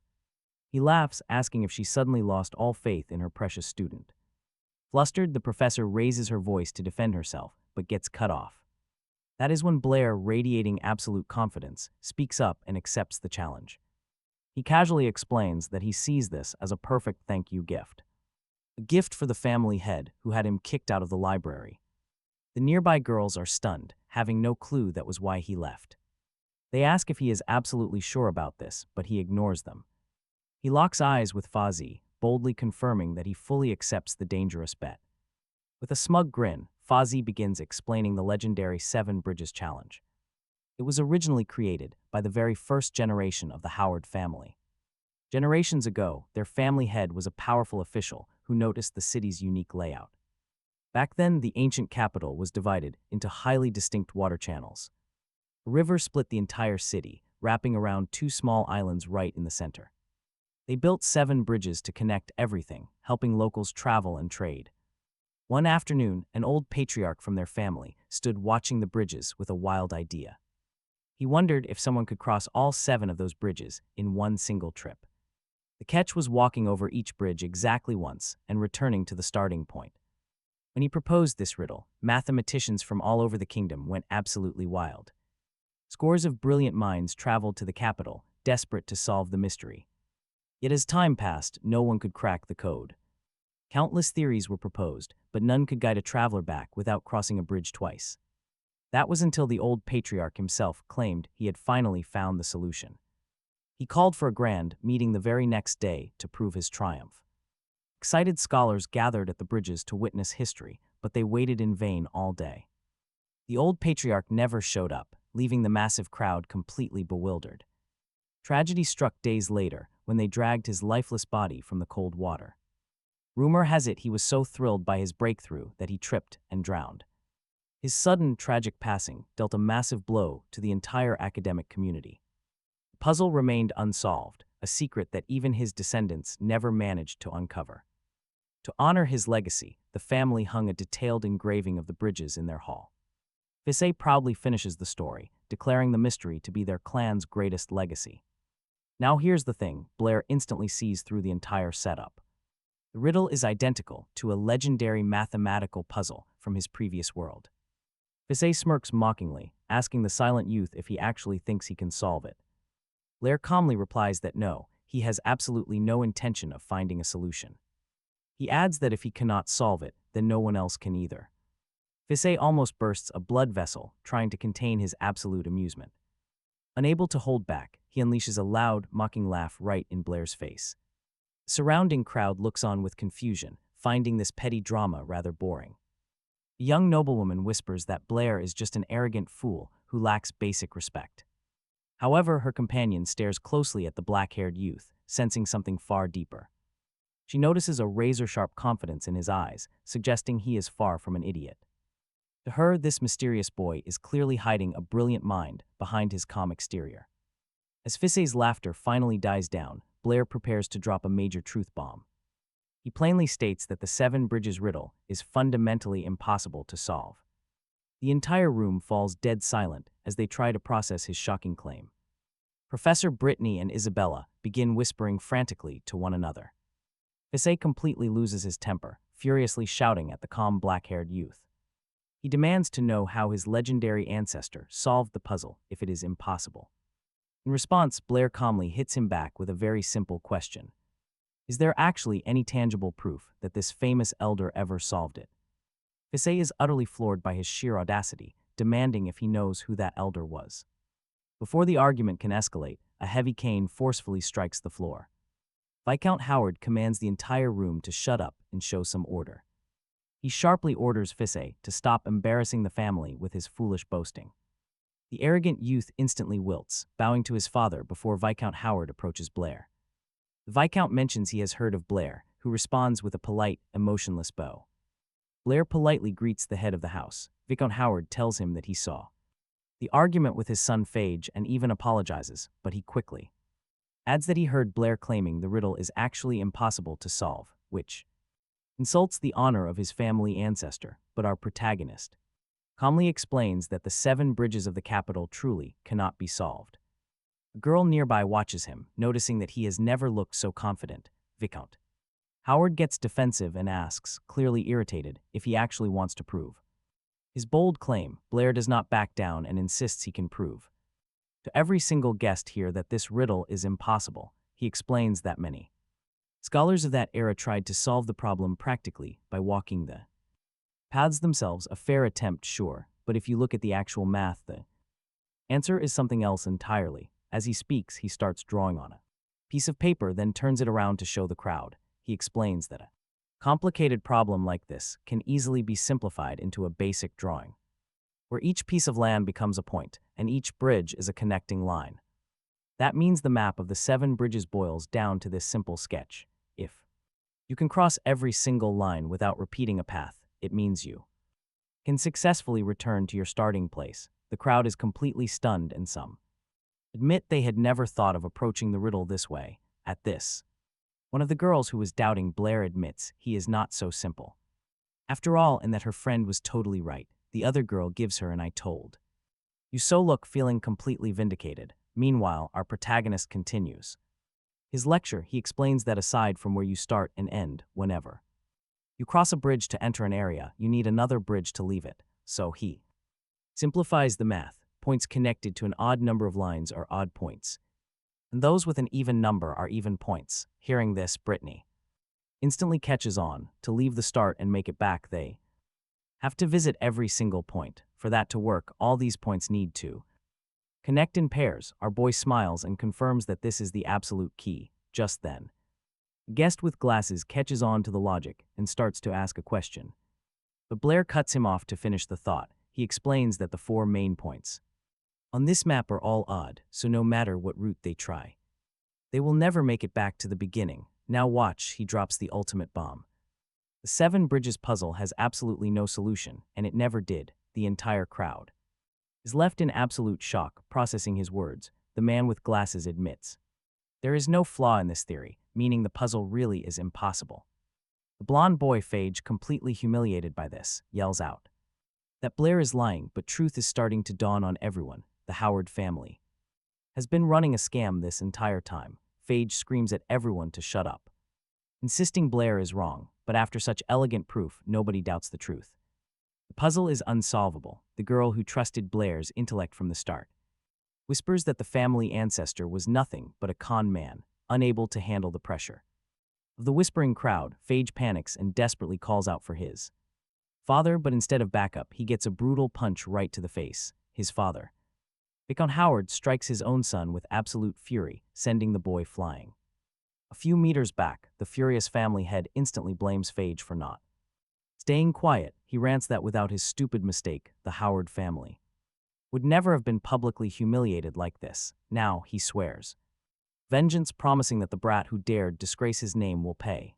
The Viscount quietly tries to slip away, blending into the crowd, but suddenly a sharp voice calls him out. It is Blair, reminding him that by the rules of their prestigious mathematical society, since Blair helped Phage with his problem, the Viscount is obligated to return the favor. The Viscount freezes, calculates his options, and reluctantly agrees, asking what math question Blair wants solved. Our boy's query is deceptively simple. If the sides of a perfect square are equal to 1, what is the exact length of the diagonal? The stunned family head stares at him, completely lost for words, utterly baffled. Brittany quickly steps in and asks if Blair even realizes that the Howard family literally established the Howard theorem. According to their established formula, if the square's sides are equal to 1, then the square of its diagonal must be equal to 2. That is correct, but Blair instantly points out that is not the answer. He wants the actual value of the diagonal itself, not some squared value. Hearing this, the family head turns completely pale as pure panic sets in. Nearby spectators also start whispering, beginning to wonder what that mysterious number actually is. They all turn to the Viscount, waiting for an explanation. He racks his brain, breaking into a heavy, cold sweat, because the truth is, he has absolutely no idea. Our protagonist watches him, confirming his suspicion that the Viscount already knew this hidden number existed. See, back in Blair's previous life, scientists were highly respected but largely ignored. In this strange new fantasy world, though science is primitive, yet researchers are treated like rock stars. Intellectuals who uncover major truths gain global fame, earning respect from high royalty and powerful nobles. Banding together, these scholars amassed incredible political and economic power, becoming an unstoppable force. The Howard family sits as the absolute rulers of this mathematical realm, meaning whatever they declare becomes law. Within their society, you find everyone from brilliant scholars and politicians to even powerful church figures. These zealots firmly believe the entire cosmos is built on neat, perfect numbers. Basically, their philosophy heavily mirrors the ancient Pythagorean school, which was first established by a legendary Greek mathematician. That ancient school possessed a massive number of loyal followers, but one fatal flaw ultimately brought their empire crashing down. The issue was their dogmatic belief that everything was measurable by whole numbers, or simple fractions. They swore these clean values could map out the entire universe, but then one of Pythagoras' own students, a guy named Hippos, uncovered a devastating flaw in their logic. He mathematically proved it was impossible to express a square's diagonal using clean, simple fractions. This shattered the very core of their entire worldview. The panicked leaders grew so terrified that rather than facing the truth, they decided to silence the messenger forever. They seized poor Hippos, tied a heavy stone to his body, and cast him straight into the ocean. Yet hiding the truth is impossible. It always finds a way out. Soon, scholars everywhere were discussing Hippos' forbidden problem, and just like that, the Pythagorean school was completely finished. These numbers that could not be written as fractions became irrational numbers. From there, mathematical knowledge absolutely exploded, opening up a whole new world. Looking at the Viscount's face, Blair realizes the man already knew about this He has known about irrational numbers for ages, making our protagonist pretty curious. How did this world even handle it? The sudden question corners the Viscount. He instantly breaks out in a cold sweat while the crowd gets incredibly curious. Right then and there, people actually start trying to calculate the diagonal. Brittany gets intrigued as well, asking what the real issue is with it. Blair explains the truth. This is a completely new kind of number. He tells her there are actually countless other numbers just like this one. Someone discovered it long ago, but the truth was buried because of Phage. A total backfire, the Viscount finally realizes his huge mistake. It was entirely his own son's fault, so he marches straight toward him. He shoots Phage a terrifying death glare, but the boy is not having it. He really does not want another beating and desperately looks for an escape. Phage decides to blame Blair for completely ruining the Howard family's honor. With pure hatred burning in his eyes, he charges straight at him. Phage is totally blind with rage, raising his fists ready to strike. Blair braces himself for the impact, expecting a massive brawl right here. But mid-punch, a hand suddenly flashes out. He is stopped cold. The one stopping Phage is that same girl who was watching Blair earlier. He looks at the red-haired girl in total shock, completely lost. "Let me go," he screams, but she remains entirely unfazed by his tantrum. She calmly apologizes, telling him she simply cannot let him do this. Struggle all he wants, it is no use, she is crazy strong. Suddenly his father's booming voice echoes, making the boy freeze in terror. The Viscount is absolutely furious about this humiliating display from his son. It has completely dragged their honorable family name through the mud. Phage tries to stutter an excuse. It fails. His mind goes blank. Instead, the head of the house raises his voice to address everyone. He offers a sincere apology to the crowd for his son's behavior. Regarding the strange number Blair brought up, he tells them not to worry. Their math community will surely find a logical explanation for it soon. He politely thanks Blair before announcing that they must now take their leave. But that polite act drops instantly as he gives Blair a chilling stare. He mockingly wishes him a good night, but Blair just smiles back. Our protagonist happily wishes the Viscount all the best in return. No way, the proud noble never imagined he would suffer such embarrassment. Blair then turns to sincerely thank the girl who saved him earlier. She acts shocked, asking how he could possibly forget his own lover. Out of nowhere, Isabella smacks the back of his head with full force. Ouch, Blair is caught totally off guard as she glares with annoyance. "Why are you hitting on other girls?" she snaps, clearly quite jealous. This playful little argument makes the red-haired girl burst out laughing.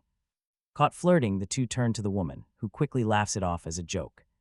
But she admits she is pretty jealous. Isabella gets super flustered by the tease, stammering that the woman has it completely wrong. The blonde then asks what Alice, the redhead, is doing here. The redhead explains that she always attends these seminars, but she definitely did not expect the mayor's daughter to show up. Then Brittany speaks up, explaining Alice's family is well known in the local math community, and she has attended these seminars, representing her family for years. Now she introduces herself to Blair, stating her name and holding out her hand. She mentions she is a third year at the academy and a classmate of Isabella. Blair shakes her hand, saying the pleasure is entirely his. Alice then gets right up in his face and stares at him with a curious look. With her standing this close, Blair cannot help himself and ends up glancing down at her chest, turning completely red with embarrassment, as Alice she stares. Poor Isabella gets dejected, realizing she cannot even hold a candle to the other girl's beauty. The classmate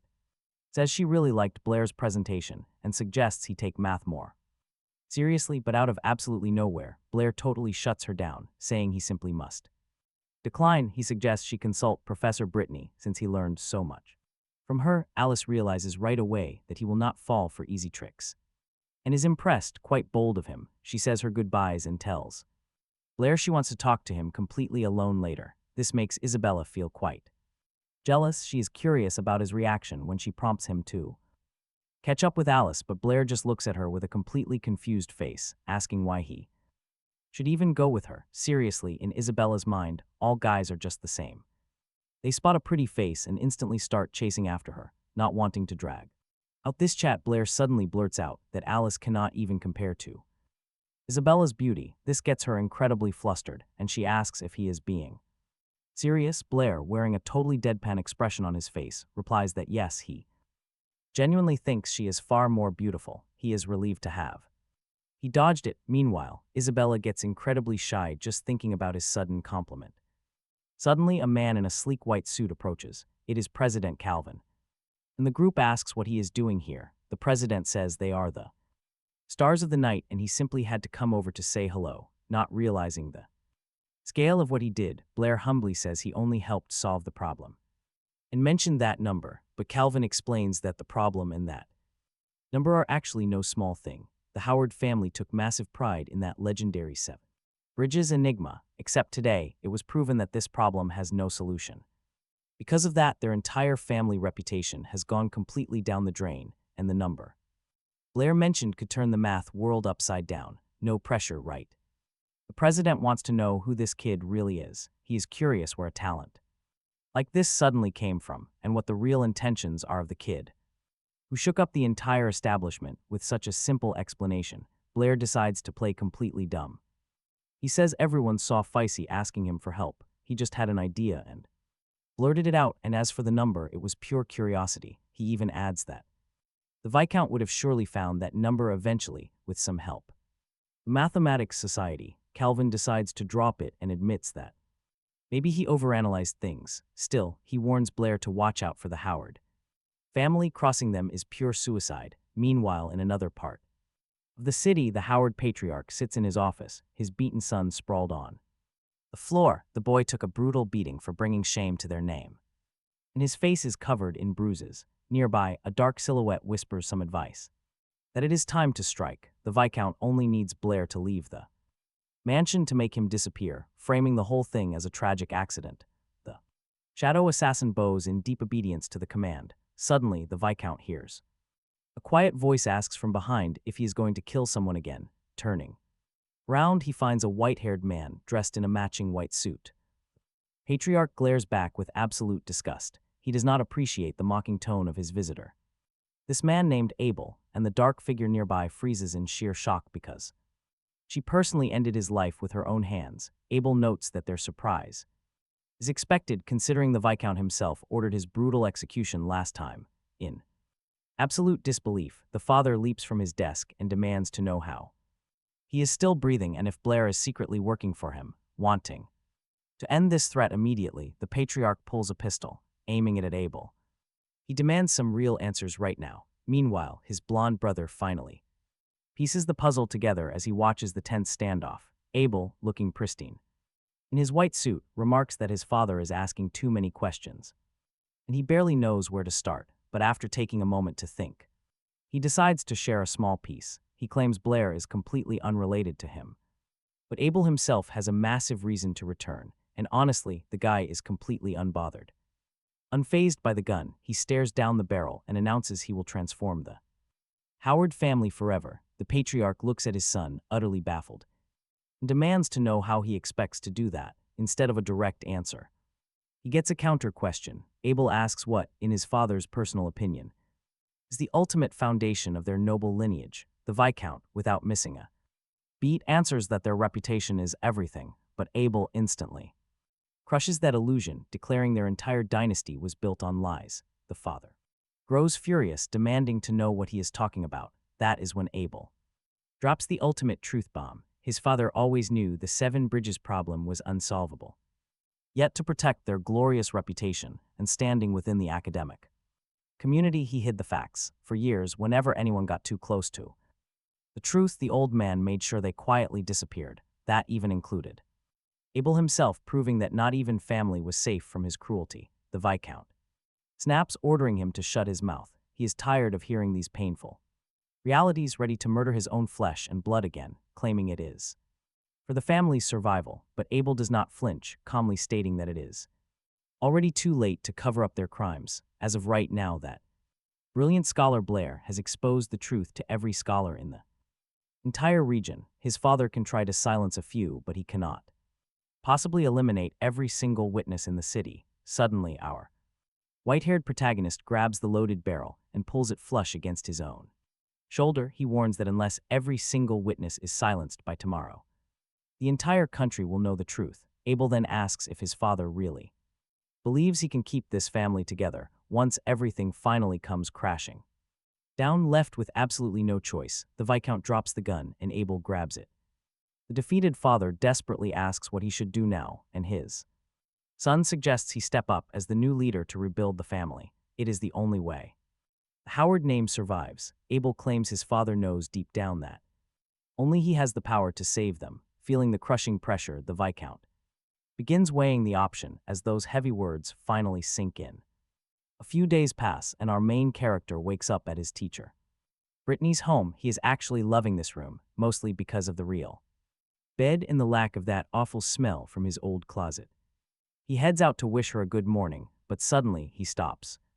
His jaw drops completely in sheer shock. Standing in her music room, he spots an absolute mountain of papers covered in scribbles. Immediately, our main character puts two and two together. She must have worked through the entire night searching for that specific number he brought up at the ball. Ever since the seminar, news of this seemingly unsolvable math problem has taken the entire country by storm.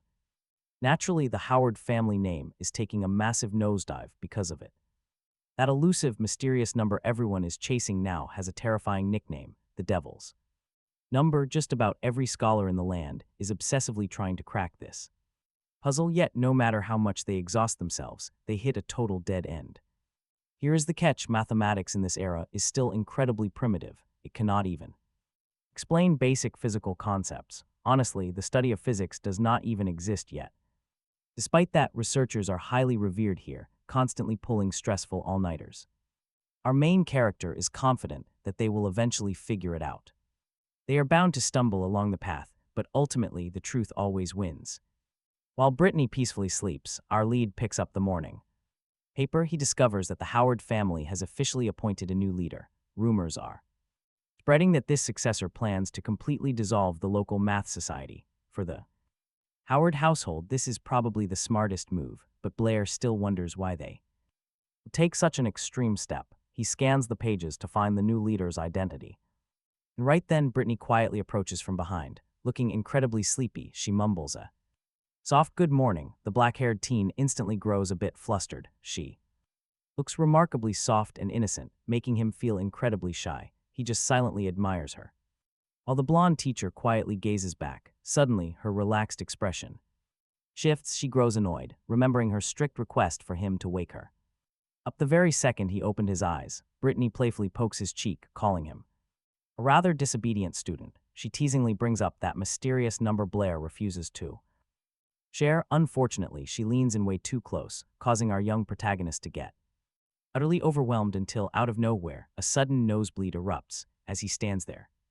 Blushing bright red, Brittany finally notices her loose sleepwear. Instantly, the gravity of the situation hits her, and she realizes why he reacted that way. Mortified, she lets out an ear-piercing scream that echoes through the entire house, calling Blair shameless pervert. Once the chaotic morning settles, our protagonist is spotted in the kitchen trying looking up, showing a bright red handprint slapped right across his face. The girl quickly apologizes, claiming she struck him entirely by accident. Blair realized right then that when Brittany wakes up, she turns into a totally different person. The blonde gets anxious, worrying he might hate this side of her, but Blair casually shrugs and says he likes her no matter what. She blinks in total surprise and stares back at him. That answer clearly makes her happy, leaving her completely flustered while Blair wears a pretty smug grin. Suddenly, the girl gets curious and asks why he is mixing eggs with those red berries. He explains he is cooking a tomato omelet, which the blonde finds incredibly weird.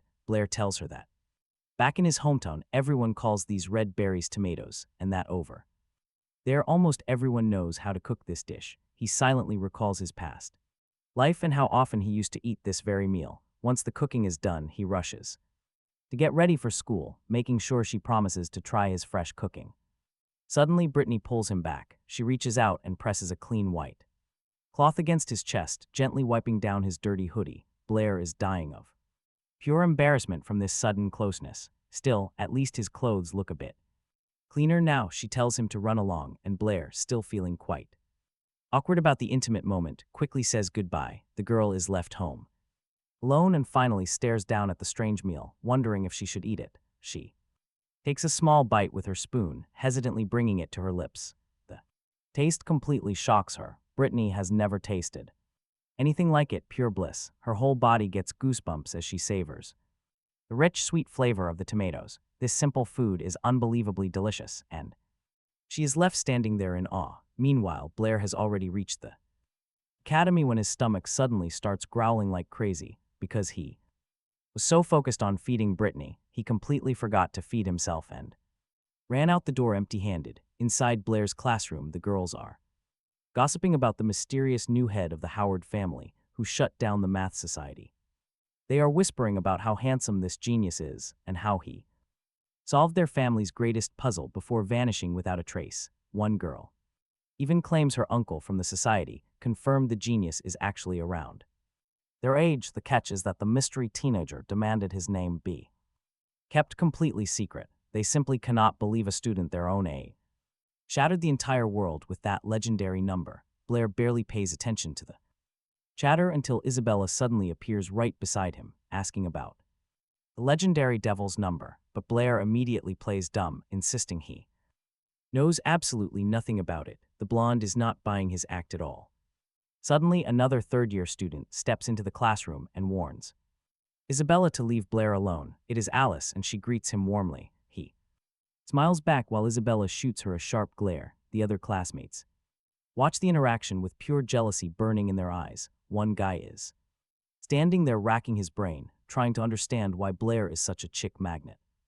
With the girls, that is when Alice leans in closer to him and asks if they were discussing the devil's number, but instead of getting a proper answer, the only response she gets is a massive, rumbling growl from Blair's empty stomach. Two girls stare at him in total confusion, leaving Blair completely mortified by the whole situation. He quickly mutters an apology, but Alice finds the situation so bizarre that she just bursts out laughing. Meanwhile, Isabella immediately calls him a total pig, complaining that it is not even lunchtime yet. Out of nowhere, a small bread roll wrapped neatly in a napkin is placed right before his face. This little offering comes from Alice, who claims she accidentally grabbed an extra one earlier. She holds it out, casually asking him for a hand in finishing it off. Blair stares at the bread, his mouth practically watering at the sight. He sincerely thanks the girl, telling her she is truly a wonderful person. But Isabella immediately pinches his cheek, shouting at him never to accept food from complete strangers. He weakly protests that he tried to refuse, but the fresh bread just smelled too good to resist. Glaring at him with deep annoyance, the blonde asks why he did not just ask her for some. Blair quietly reminds her that she was literally just calling him a pig a second ago. That is exactly why he did not bother asking. Alice then chimes in. She explains it is only natural to help out since Blair is such an absolute genius. Isabella turns green with jealousy at that praise. Looking flustered, she quickly shoves her own food forward. She demands he forget about Alice's cheap bread roll and eat her meal instead. Alice fires right back, mocking the blonde for trying to control him when they are not even dating. That completely snaps Isabella's patience, prompting her to shoot a terrifying death glare at her rival. The furious blonde forces Blair to make a choice. It is either her sandwich or Alice's roll. He can only choose one. The tension is rising fast, and honestly, the drama is getting wild. All he wanted was to eat in peace. He politely asks Isabella to hand over her sandwich. She does a little smug victory dance, absolutely thrilled that he chose her dish over the other. But out of nowhere, he snatches Alice's roll with his other hand as well. Shoving both of them into his mouth at the exact same time, he defies all logic. He stuffs his cheeks completely full like a hamster, desperately trying to swallow. Gulping hard, he forces it all down. With tears of survival in his eyes, he smiles. He gasps out that it was delicious and thanks them both. The surrounding crowd is frozen. Jaws hit the floor. Complete disbelief sweeps the room, but Isabella quickly recovers. She instantly starts bragging, boasting that her sandwich was so delicious, he devoured it instantly. Then Alice spots a tiny breadcrumb from her roll stuck right on his cheek. She reaches out to brush it off, flashing him a highly provocative look as she does. She whispers that he has a little something left, so she will just eat it herself. She licks the crumb clean off her finger and playfully calls Blair a total slob. This direct provocation sends Isabella straight over the edge, causing her to react horribly. Suddenly, the school bell rings loud and clear, signaling that class is about to begin. Alice waves goodbye to Blair, telling him to make sure he studies hard today. Meanwhile, the furious blonde orders him to stay put in the classroom after school is over. With that threat, the third-year girls finally leave, slamming the door shut. Blair can finally let out a massive sigh of relief. This new school life is intense. Just when he thinks he is safe, someone pinches his sore cheek again. It is his buddy Toby, who demands to know where on earth he met Alice. Blair casually explains that they met late at night just a few days ago. Hearing this, Toby's face twists into a highly suspicious expression. Our main character goes on. He clarifies that Professor Brittany took him along to a local mathematics seminar. Toby suddenly realizes that must be the exact same event where everyone went wild. He starts talking about the devil's number, but his curiosity has to wait. Class begins, the teacher enters, and Blair gets called straight to the board. Brittany instructs everyone to split up to solve the math problem. Nobody is watching. The teacher secretly gives Blair a quick, gentle nudge. She whispers his name, quietly handing over a small, fresh bread roll. His reaction is strange. She whispers that she noticed he skipped breakfast. She brought him food, but Blair is already stuffed to the brim. Desperation hits him. He stares blankly at the bread and walks back. The classroom has already grouped up when Toby spots the roll. Toby asks where he got it, but Blair completely dodges the details. Later, he whispers, "Right now, we really need to solve this." Suddenly, the pink-haired girl cuts in, asking about the man from the math seminar. Trying to play completely dumb, he claims he only vaguely remembers seeing the man. She does not buy his act. A deeply suspicious glare locks onto him. Sensing she knows he is hiding something, he quickly spins an excuse. He claims he had stepped out to handle some business right as the stranger arrived. By the time he returned, the guy was already discussing the devil's number.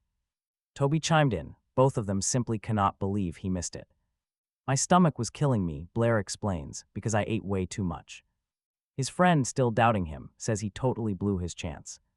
But the pink-haired girl defends him, saying just attending was lucky enough. She believes that getting to go at all is a huge deal. Remembering his math talent, she asks if they can study together sometime. Toby instantly teases her, joking that her study request has other intentions. This playful banter only makes the other girl in their group highly annoyed. Time passes slowly. She glares in irritation as the class drags on. Finally, the school bell rings, signaling the absolute end of the class. He is completely exhausted. He spent the entire lesson avoiding Isabella's gaze. He desperately wants some peace and quiet to finally practice his magic. He must keep his skills sharp, but get this, he is not alone. A voice mockingly asks since when he has been so interested in magic. He spins around. Standing directly in front of him is a dark, unidentifiable silhouette. Suddenly, a freezing blade is pressed against his throat. Terror grips him. Blair stares blindly at the shadow, unable to speak. The figure slowly steps forward, revealing herself to be a blue-haired girl. "Freeze," she warns him coldly, because this dagger is extremely sharp. He immediately recognizes those sharp blue eyes. It is his friend Molly. Why is she doing this? He is completely shocked by her hostility. She accuses him of being the genius who solved the seminar riddle. The actual Blair she grew up with never had this kind of genius talent. "Who are you?" she demands, "and what did you do with him?" "I am Blair," he insists, choosing to keep his body swap a total secret. Molly slowly lowers the blade, but immediately grabs and pinches his cheeks. She pulls violently, convinced he is wearing some kind of realistic mask. She desperately tries to rip off his supposed disguise, but nothing budges. Shock hits her like a truck. This is no mask, it is his actual skin. There is no point in trying to pull it off, fed up with her threats. Blair sweeps her leg, instantly breaking her balance, left completely unable to stand. She tumbles backward. Luckily, our incredibly fast main character steps in to catch her by the arms, saving her from a painful fall. Flustered, Molly yells to let her go. He agrees, but on one condition. She must never point a cold blade at his neck again. Blair glares down, waiting for an answer, while the terrified girl just stares back helplessly. He tells her she already knows the truth. He is the real Blair. Molly freezes completely. Under his heavy gaze, her face turns bright red. She begs him to release her, then demands to know where his skills and strange new way of speaking came from. Our hero chooses to offer a partial truth. He says he is Blair, but someone else too, because one day he simply woke up like this. He tells her of his past life. In a world without magic, but where science is highly advanced. To them, spells are just fiction. No one even knows how to cast magic. In that realm, science is so powerful it easily outclasses magic. People there can achieve feats that not even grand mages could perform. Using this technology, they have conquered the universe and reached foreign planets. He reveals that back in his old world, he was just a math teacher.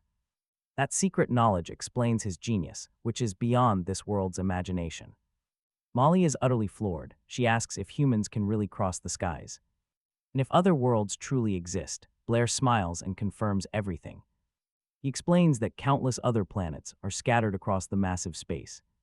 In the end, he woke up here as an absolute math genius and supreme mage. But sadly, he lost some of his memories along the way. Molly quietly processes this wild explanation, trying to decide what to do. Suddenly, she lets out a soft sigh of relief, smiling warmly at him.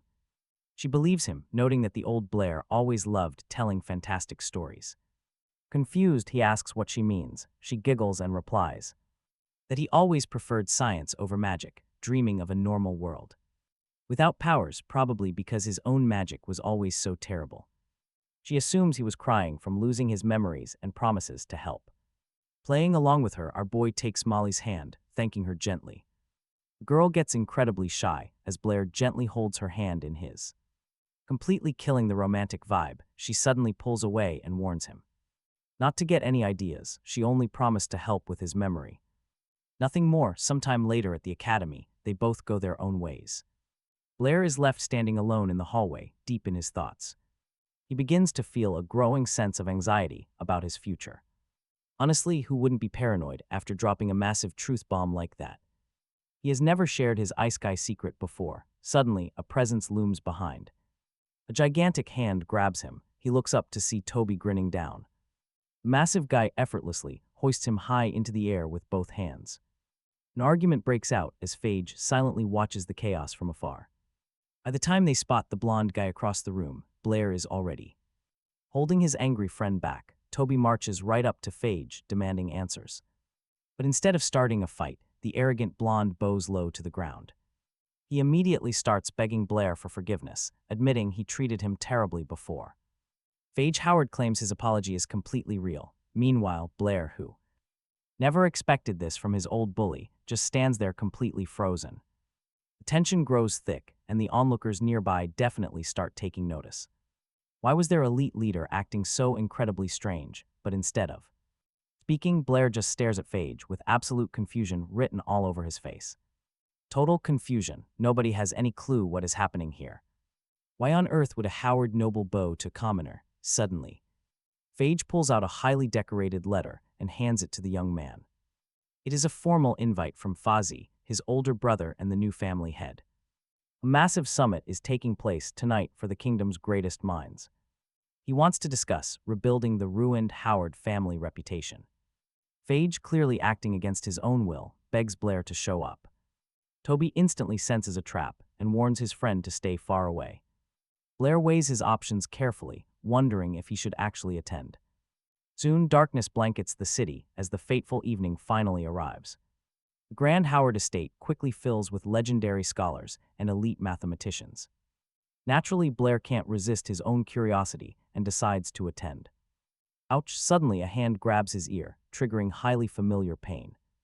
It is Isabella, absolutely furious that Blair dared to ditch her earlier. Look there, Brittany suddenly emerges from the massive hall. Indeed. She warmly greets them both, mentioning she was just looking for Blair. He is shocked to find his own academy professor attending this event. Apparently, news of this summit has spread across the entire kingdom. Pretty much every notable intellectual in the capital has gathered here. Some experts traveled days just to attend, but here is the catch. Just Blair, no one else received an actual written invitation. He is the only one holding an official card to this summit. Before he can process this, another hand suddenly pinches his other ear. Alice giggles, teasingly asking why his ears are so incredibly red.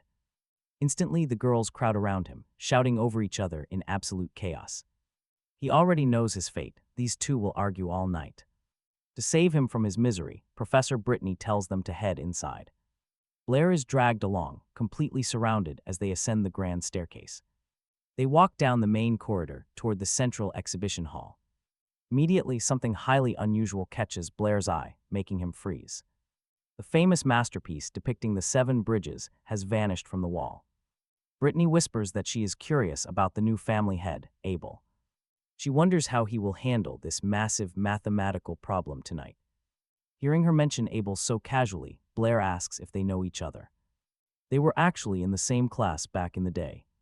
Abel wanted to teach, but he suddenly dropped out of society entirely. Just 3 years ago, she was completely floored to learn that out of nowhere he became the Howard family head. Naturally, a highly curious Blair asks her what this Abel guy is really like. The sudden question catches Brittany completely off guard.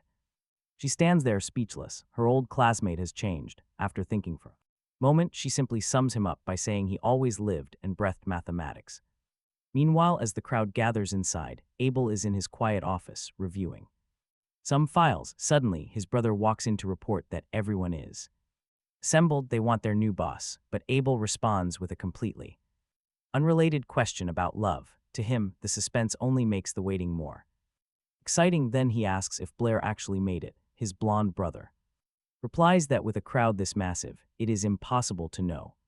But he did his best. Abel notices his sibling is visibly tense and tries to calm him down. Relax, he is not their father, no need to fear. Finally, he stands up. It is time to go out and face everyone. This is the dawn of a new era for the Howard family. Back inside the grand hall, the waiting guests have actually started to relax a bit. Blair stands right in the middle of the crowd when suddenly, he spots the large back doors swinging wide open. Out walks Abel alongside his brother. The scarred young man strides down the carpet with absolute confidence. People in the hall are left completely shocked by how young the new leader is. He walks up to the stage, greets the crowd, and thanks them for coming. He introduces himself as Abel Howard, the family's official new representative. Brittany stares at him. Unbelievable, this guy has completely and utterly changed. He is not the kid from 3 years ago. The clothes, the mature speech. Everything is different. Turning to the crowd, he says he knows everyone. Is incredibly eager for the main event, but first he holds up a book. Asking permission to share a story of the family's past, Blair stares at the book with deep curiosity, trying to guess what it is. Abel then explains that it is the diary of their first ancestor, saying, "This book holds the hidden truth the family buried for centuries." The story goes that just like many other scholars, his ancestor went to the 7 bridges to solve that famous problem. He stayed there for months racking his brain, but he could not find the answer. Still, he had no intention of giving up. Then one day he believed he had finally found the path. He was so excited he ran to tell everyone. The very next day, he proudly demonstrated his supposed solution. He was so incredibly happy, he did not even verify if his theory was correct. He just spread the news, but that night he actually tested his calculations. That is when he realized his massive mistake. He had not found the solution, it was just a wrong shortcut in his research. He realized the scale of his error. Come morning, he would be completely and utterly humiliated in front of everyone, unable to bear the crushing shame. The old man decided to throw himself into the cold river. He wanted to pay for his failure with his own life, leaving a diary where he explained his tragic mistake, urging his future descendants to. He wanted the truth out, but his family's betrayal cut deep. Instead, they hid the research and spun a massive fake story. They claimed the ancestor solved it, but the proof sank with him. All of that just to protect their precious reputation, a lie lasting centuries. But can you really hide a lie like that forever? With his heavy confession finally over, Abel bows deeply to the stunned crowd. He begs for their forgiveness for keeping the truth buried. Immediately, absolute chaos erupts. Angry scholars scream out in pure fury. How could the proud Howard family dare to deceive them for so long? Blair watches the man closely. His eyes show absolute resolve. With the 7 bridges problem proven impossible, the fraud stands exposed. To protect the future, Abel chose to destroy his own family's name. A mark of shame, and their descendants will carry it. Their reputation is completely ruined. Suddenly, a girl in the crowd speaks up. She asks if this massive scandal is why he dissolved the society. Without looking up, Abel admits that penance was only a small part. The real reason for the sudden shutdown, the cursed devil's number. She presses further, asking if they ever managed to locate it. Abel stands tall. No, they failed, but not from lack of talent. They simply could not find something that does not actually exist. His strange claim leaves Blair looking pretty surprised by the twist. A senior researcher stands up, demanding to know his reasoning. Abel explains that current academic frameworks simply cannot support it. That is why the society had to die. A spectacled scholar speaks next. He asks if humanity is destined to remain in the dark forever. Abel shakes his head. The equation can be solved eventually. One day someone will do it, but right now this is uncharted territory. And only one man can guide them into this new light. The legendary creator of the Devil's Number, Mr. Blair of Shandon Academy. Shocked murmurs spread. Nobody has ever heard of this kid before. Abel understands the confusion. The young genius is highly modest. When he first shared the math, he begged to remain completely anonymous. But to cross this line, they desperately need Mr. Blair's help. Professor Brittany quickly turns to ask her student what to do. Looking over, she feels her breath catch completely in her throat. The seat is empty. The boy has slipped away without a trace. Abel's brother quietly nudges him, whispering that the target has vanished. Abel sighs, assuming Blair's intense curiosity would have kept him pinned here. But no matter, sooner or later, the kid will show himself again. And when he does, they will get their answers. The next day, wild rumors fly through the hallways. Classrooms are quickly buzzing with news of Blair inventing the Devil's Number. Abel managed to shift all the spotlight directly onto him. Just like that, the Howard family's massive scandal is forgotten. As for Blair, inside the classroom, Blair is the sole focus. Suddenly, Toby walks up. He pokes Blair, calling his name, but Blair cuts him off instantly. I saw absolutely nothing at that math conference, Blair insists. He claims he got out of there just in time and begs to be left alone. Toby ignores this. He points. Blair reluctantly turns around. He comes face to face with the imposing figure standing directly over his desk. It is Hank, the history teacher, who has planted himself right in front of him. Hank knows Blair is a math genius, but notes he is still failing history. Blair quickly tries to defend himself. He says history facts get messy in his head, but Hank refuses excuses. Hank slams his fist on the desk. Fame changes nothing, he roars. Even if Blair is famous now, he is still a normal student here. Toby, trembling with fear, interrupts. Someone is looking for Blair. Hank snaps, furious at being interrupted. He is ready to scream. But Toby simply points toward the door, leaving the angry teacher confused. Without even looking, Hank keeps shouting that he does not care who it is. He would not care even if the vice principal himself showed up today. And right on cue, look at that hand on the teacher's shoulder. He announces he is here for Blair, making the teacher freeze in terror. The terrified teacher stammers for Blair to stand up and follow the man. Blair bolts. He leaves the room and walks down the hallway. Waiting there alongside the vice principal is President Calvin, offering a hand. Blair looks pretty exhausted, simply asking what the academic leaders want. The vice principal explains that the whole world wants him to solve the enigma. Even the local mathematical society is now feeling immense pressure. Blair understands the situation, his face turning serious as he prepares to speak. But Calvin cuts him off, pleading that the institution truly needs his genius. He promises it will benefit Blair, but the young math prodigy just smirks. No interest, Blair smirks and tells them he simply will not do it. Meanwhile, over in Brittany's classroom, the door suddenly flies wide open. An exhausted Toby bursts inside without knocking, struggling to catch his breath.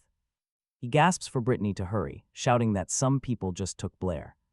Soon, a massive crowd gathers right outside the academy's main conference hall.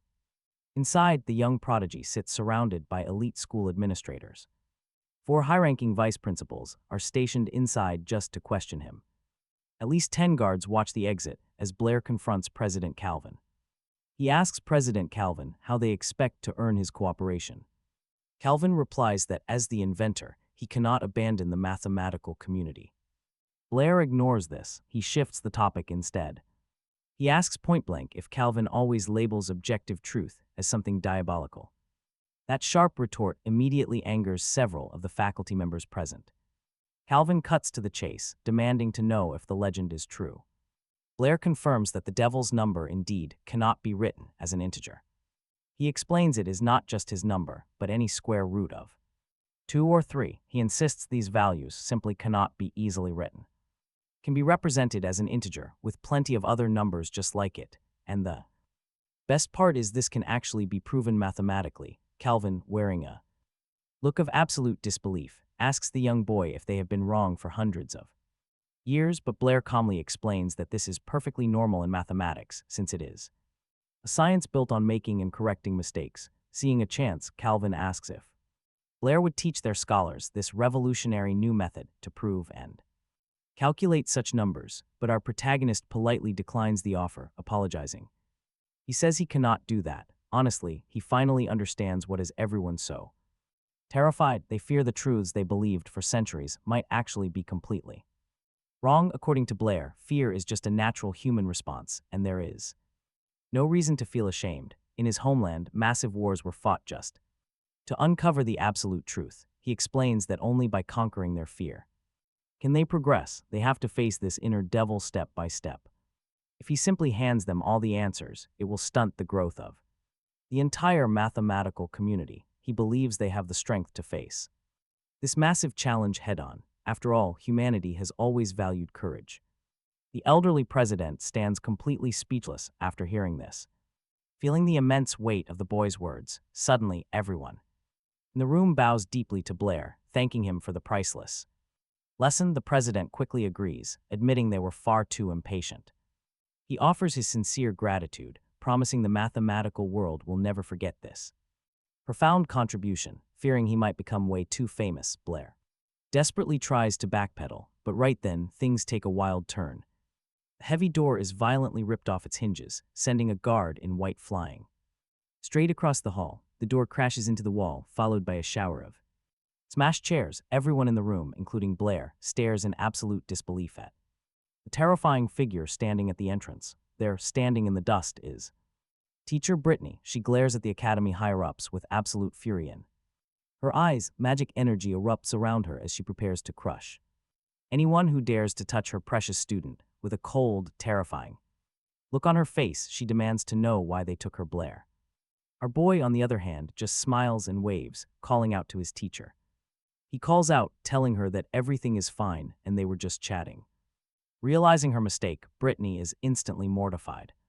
She quickly cancels her heavy magic. Bowing, she apologizes to the president, stammering out some clumsy excuses, but the old man does not mind. He chuckles, saying it is actually their fault for not informing her about the chat. After everything calms down, the meeting finally wraps up. By noon, the whole massive misunderstanding is settled. Blair and his teacher leave the office, walking down the quiet hallway, both deeply lost in their thoughts. Breaking the heavy silence, she quietly admits she was terrified they would hurt him. But our protagonist just chuckles, telling her there is no need to worry. With so many eyes on them at this prestigious academy, nobody would dare. Suddenly, she stops and says she has a burning question. Blair, totally relaxed, tells her to go ahead. She asks how on earth he created such an absolute storm. The devil's number. He explains that following standard math community customs, he simply threw back a counter question, but the girl is not buying that answer. With a deeply embarrassed blush on her face, she gets serious and asks if he actually likes Isabella. Our protagonist was completely blindsided by that question and stands there, totally frozen. In teacher Brittany's wild imagination, Blair is currently caught in a messy love triangle with Isabella and Phage. According to her, he hates Phage because she liked him as well, so the teacher promises to keep quiet about Blair supposedly embarrassing young Howard to win Isabella's heart. He tries to explain, but it is totally useless. The teacher refuses to listen to him and just cheerfully runs down the hallway to fix the mess. Our boy desperately yells for her to stop one last time, but his warnings are totally ignored, leaving him in pure despair while dreading the massive headache waiting for him later. A bit of time passes and night falls. As our protagonist heads back home, we find him in the kitchen cooking dinner for himself and Isabella. He cannot stop thinking about teacher Brittany's incredibly wild imagination and how he urgently needs to clear up the whole misunderstanding with her. Out of nowhere, Isabella appears right in front of him, curiously inspecting what he is whipping up. Teacher Brittany joins them, explaining she was the one who invited the student over so they could study the devil's number together. Shifting the topic, Bowyer asks if it is true that Brittany's primary magic element is wind. He explains his plan to build a refrigerator to store food which requires high-level water magic. Hearing this completely unfamiliar term, the teacher asks what a refrigerator even is. He hands over a quick sketch and says it is essentially an icebox for keeping food fresh. She and Isabella lean in to see what the guy has drawn. Brittany stares at the sketch in surprise while her student wears a tiny, sarcastic smirk. Isabella, however, finds his crude drawing absolutely hilarious and bursts into non-stop laughter. Unsurprisingly, our protagonist gets annoyed by her teasing, snatches his sketch back, and begins grumbling. But the teacher treats his idea seriously. Using a precise water spell, she actually constructs a perfect physical copy of his design. Our main character is stunned and asks how on earth she pulled that off. She casually reveals that her mastery extends far beyond wind magic, to include top-tier water spells as well. Isabella is utterly shocked because dual element masters are incredibly rare. You can easily count them on a single hand. Witnessing this incredible power display, our boy gets curious and asks why an elite wizard like her is still teaching here. The question catches her off guard and she stands silent, lost in her own thoughts. While she is busy zoning out, her gaze drifts over to the steaming pot. To dodge his question, she immediately changes the subject, happily announcing that dinner is served. Turns out our boy had actually cooked up a massive feast for the three of them, laying it all out beautifully on the table. Isabella looks pretty confused since she has never seen these kinds of dishes in her entire life. Our main character explains that these are special recipes from his distant homeland, making them completely new to them. Isabella openly doubts his cooking skills, but her stomach is practically begging her to take a bite. Cut to a totally different scene a short while later. Every single plate is scraped clean. Isabella is licking her lips, thoroughly savoring the delicious aftertaste of the meal. She completely fell in love with his cooking, wearing a totally satisfied, dreamy look on her face. Our main character is totally shocked by her reaction because Isabella almost never shows what she's actually feeling. Naturally, he seizes the chance to tease her, reminding her she claimed she'd rather starve to death than eat his cooking. Out of nowhere, the blonde turns bright red, aggressively grabs his ear and starts complaining that the food was just way too good. Watching the whole clash unfold, their teacher starts laughing, thoroughly enjoying the moment. Her sudden laughter catches their attention and both of them ask what is so funny. Right then, the teacher blurts out that they make a great couple and are a perfect match. This comment makes both students blush bright red with embarrassment, looking at their instructor, not knowing where to hide. To break the awkward silence, Isabella lets go of Blair's ear and snaps that she is not attracted to perverts. The jab lands and he claps back that he is not into arrogant girls like her either. To break the ice, the teacher quickly changes the subject. She reminds Isabella that she is Brittany asks which element the girl wants to train. Isabella answers that she wants to practice the wind element just like her master, but the teacher explains that while wind is powerful, it is pretty useless in low-level combat. She says the most important thing for Isabella right now is to learn defense, and for that, she highly suggests earth magic. But Isabella rejects the idea immediately because earth attacks look super ugly to her. Hearing this, our main character can't help but think sarcastically, "Wow, what a brilliant reason," he grumbles. But out of nowhere, she grabs his ear. Again squeezing hard, he jumps up and yells, asking how she knew his thoughts. Brittany simply replies that she didn't need to read his mind at all, because his face is like an open book. Next, she asks Blair which element he wants to study. Our boy puts a finger to his chin, thinking. And after a moment, he says that since he was a kid, he always wanted them all. Isabella immediately shoots him down, telling him to stop dreaming. In her eyes, there's absolutely no way he has the talent to learn all four. But as she looks at Blair, Professor Brittany notices something incredibly bizarre and suddenly stops in her tracks. She even gets goosebumps, declaring that he can and will achieve the completely impossible task of mastering all elements. Isabella thinks that is total garbage. But the teacher explains her reasoning, saying that whenever Blair casts a spell, a dense and chaotic aura swirls around him, meaning he truly has the potential to control all four elements. Quickly changing the subject, she says they'll discuss. They can save that for later because now, the real magic lesson is finally about to start. The entire class immediately starts cheering. After all, their new teacher is a legendary high-level mage. But she quickly warns them, magic alone is not enough. She explains that even with talent, casting spells and tracing runes takes far too long. They must also train hard in physical combat. This keeps them safe when chanting a spell takes too long. While the teacher delivers this intense lecture, Blair is busy focusing on much more practical matters. He is mostly wondering if water spells could help him get through washing the dishes faster. She emphasizes that a solid punch is often way more reliable than any spell. First, before teaching them magic, she wants to demonstrate martial arts. That is exactly when it hits Blair. His teacher is also a skilled physical fighter. Instantly, Isabella volunteers to spar with him, bragging that she has already trained extensively back at home. Brittany warns Blair to be pretty careful not to get hurt, but Isabella promises to hold back her real strength and immediately taunts Blair.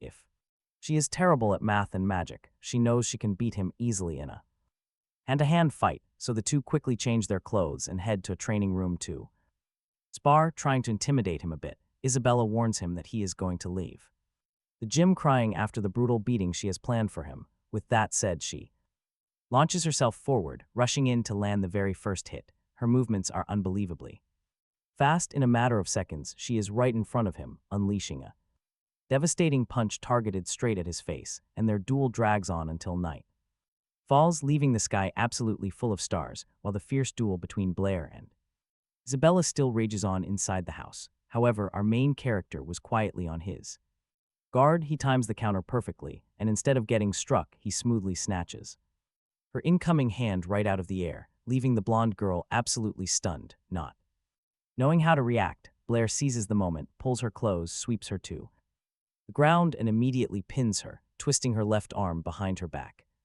Pinned flat, the girl suddenly gets incredibly dramatic, pretending she is totally defeated and begging him to release her in a soft, tearful voice. Blair totally falls for the act, easing up a bit while telling her he will let go, but he barely finishes speaking before a kick comes flying straight toward his face, since the cunning blonde girl had used those fake tears as a dirty trick to break free and counterattack, but Blair was completely expected that. He reacts instantly, making her lose her balance and stumble. This time, she cannot recover in time and goes flying down hard. She panics, knowing a crash from this height and speed will hurt a lot, but then right out of nowhere, she suddenly stops falling. When she opens her eyes, Blair is holding her securely, just inches off the floor. He looks down at her and politely apologizes, leaving the arrogant girl completely flustered and blushing.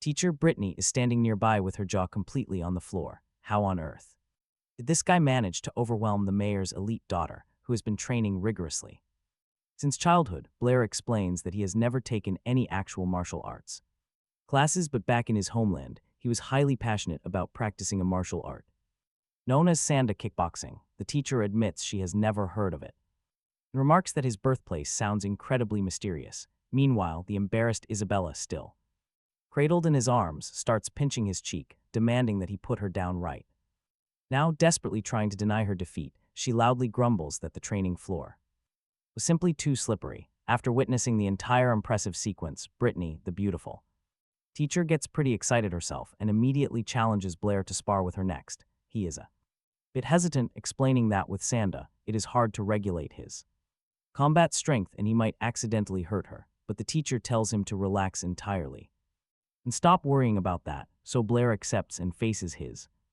mentor with a deeply focused expression. He builds massive momentum and launches a high kick aimed straight at Brittany's head. She concentrates fully to read the trajectory and dodges at the last possible split second using her extreme reflexes, but the attack never actually lands. And why? Because mid-swing, Blair got completely distracted by the teacher's chest, suddenly remembering some old advice from his master.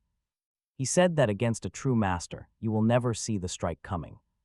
Blair always thought that was absolute garbage, but right now he is learning firsthand that the old man was right. Guard completely open, Brittany knocks him out without breaking a single sweat. She catches him midair and gently lays him down. Isabella rushes right over, crying out in sheer panic to ask if he is all right. Brittany explains that he just passed out for a moment and should wake up soon. Isabella huffs back that for all she cares, the pervert can stay unconscious forever, since Blair is completely out. The teacher takes this perfect opportunity to drop a major Bombshell saying she knows Isabella actually has a crush on him. The blonde freezes. In absolute shock, her face turning bright red with pure embarrassment. She desperately tries to deny it, yelling that the teacher is crazy and she would never. Like a creep, but Brittany insists she is absolutely sure of it. Isabella starts to protest, ready to fire back, but she gets completely cut off. Still groggy, Blair mutters the teacher's name and blindly reaches out, grabbing the first thing his hand can find. Isabella's jaw drops as she stares at him, utterly mortified. The idiot is still asleep, squeezing Brittany's chest as his eyes flutter open. He slowly wakes up, trying to piece together the situation. The next day, Blair is back at school, nursing his fresh bruises. Toby looks at him with a smug smirk, asking what exactly happened over at the teacher's place.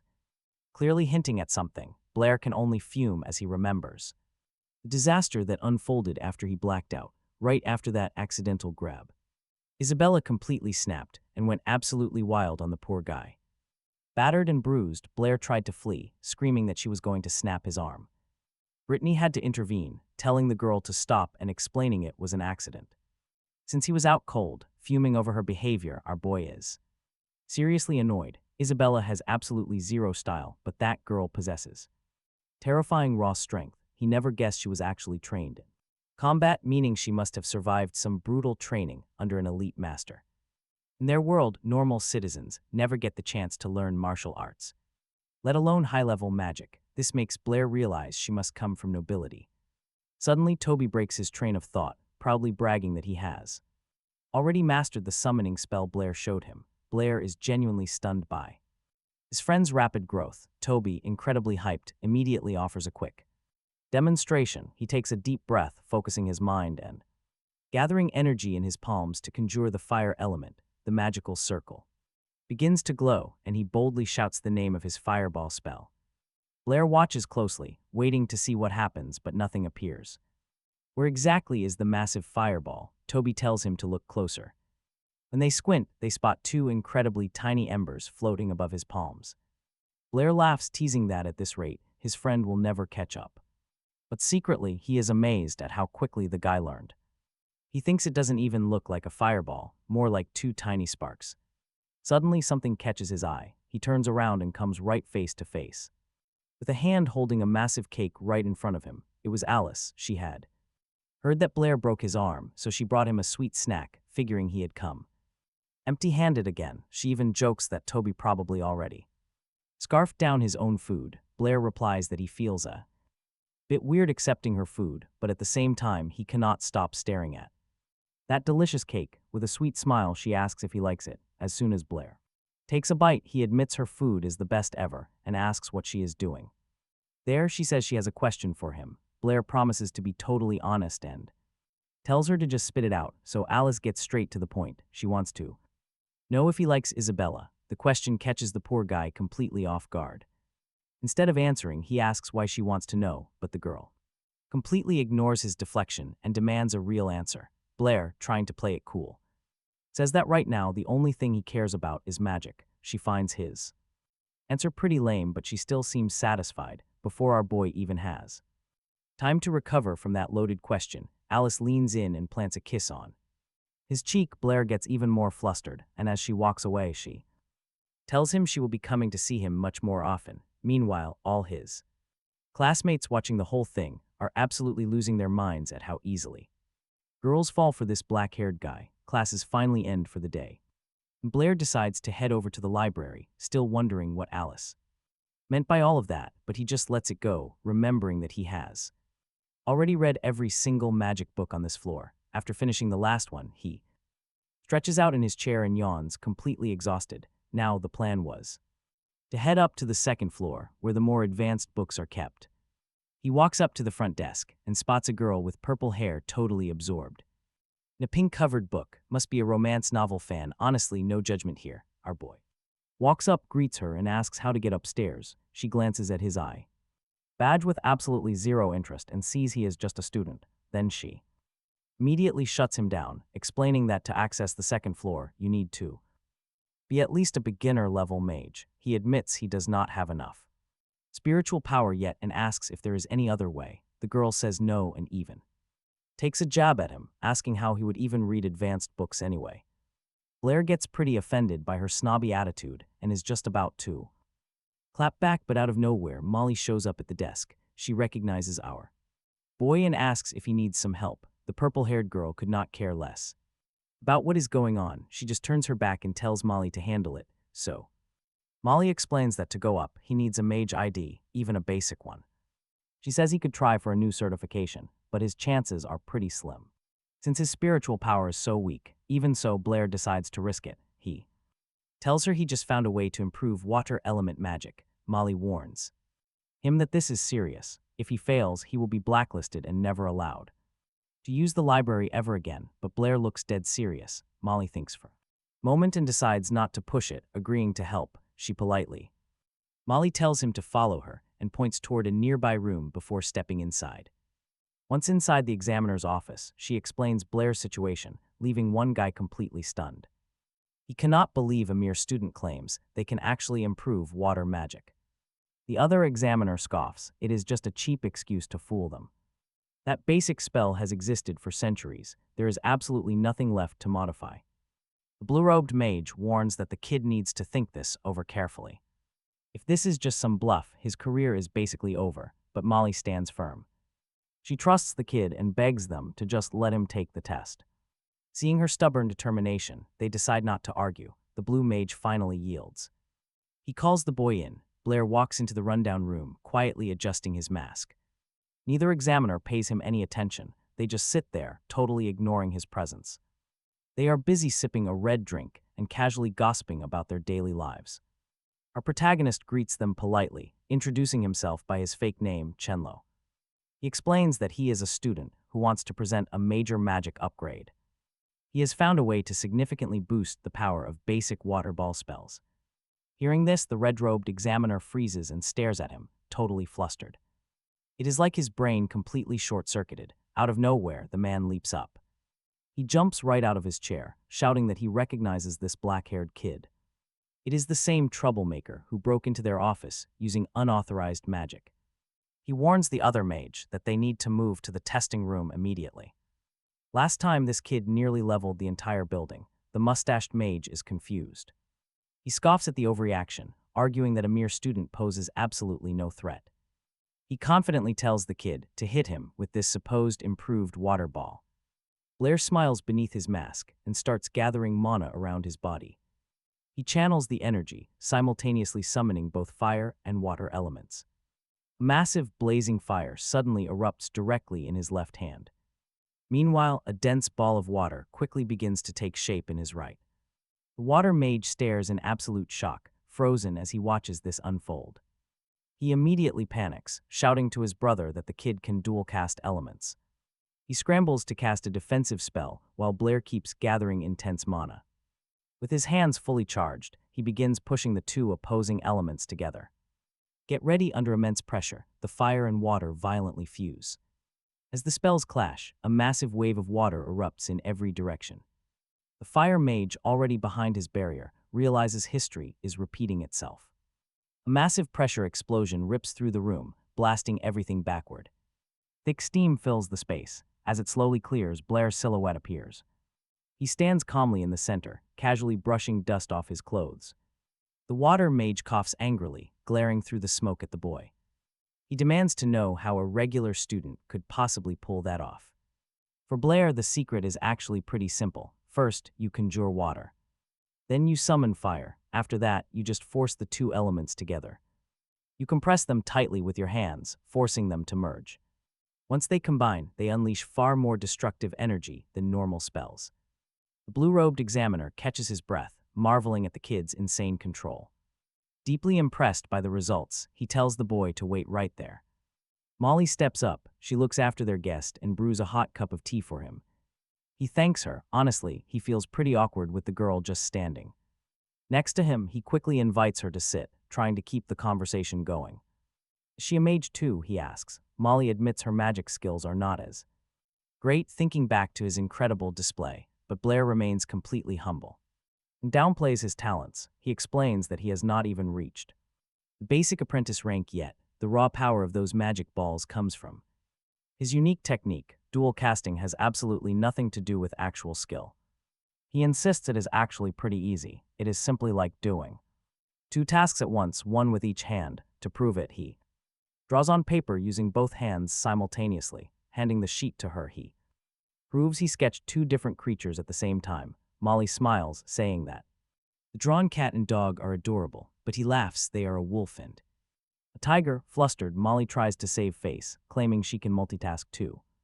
Right then, the two mages who tested him report to the vice president's office. He refuses to believe a single word they say, insisting that a weak academy rookie could never possibly conjure two elements at once. But the blue-robed mage, Brady, firmly maintains that he and Andre witnessed the entire miracle themselves. A sudden thought strikes the vice president: what if this kid has actually opened a revolutionary path for magic? Yet a critical question remains: how many people can actually learn this? If normal casters cannot use it, what is the point? On the vice president's orders, all academy staff and managers assemble in the main hall. Many are deeply annoyed by the sudden call, having been pulled from their work.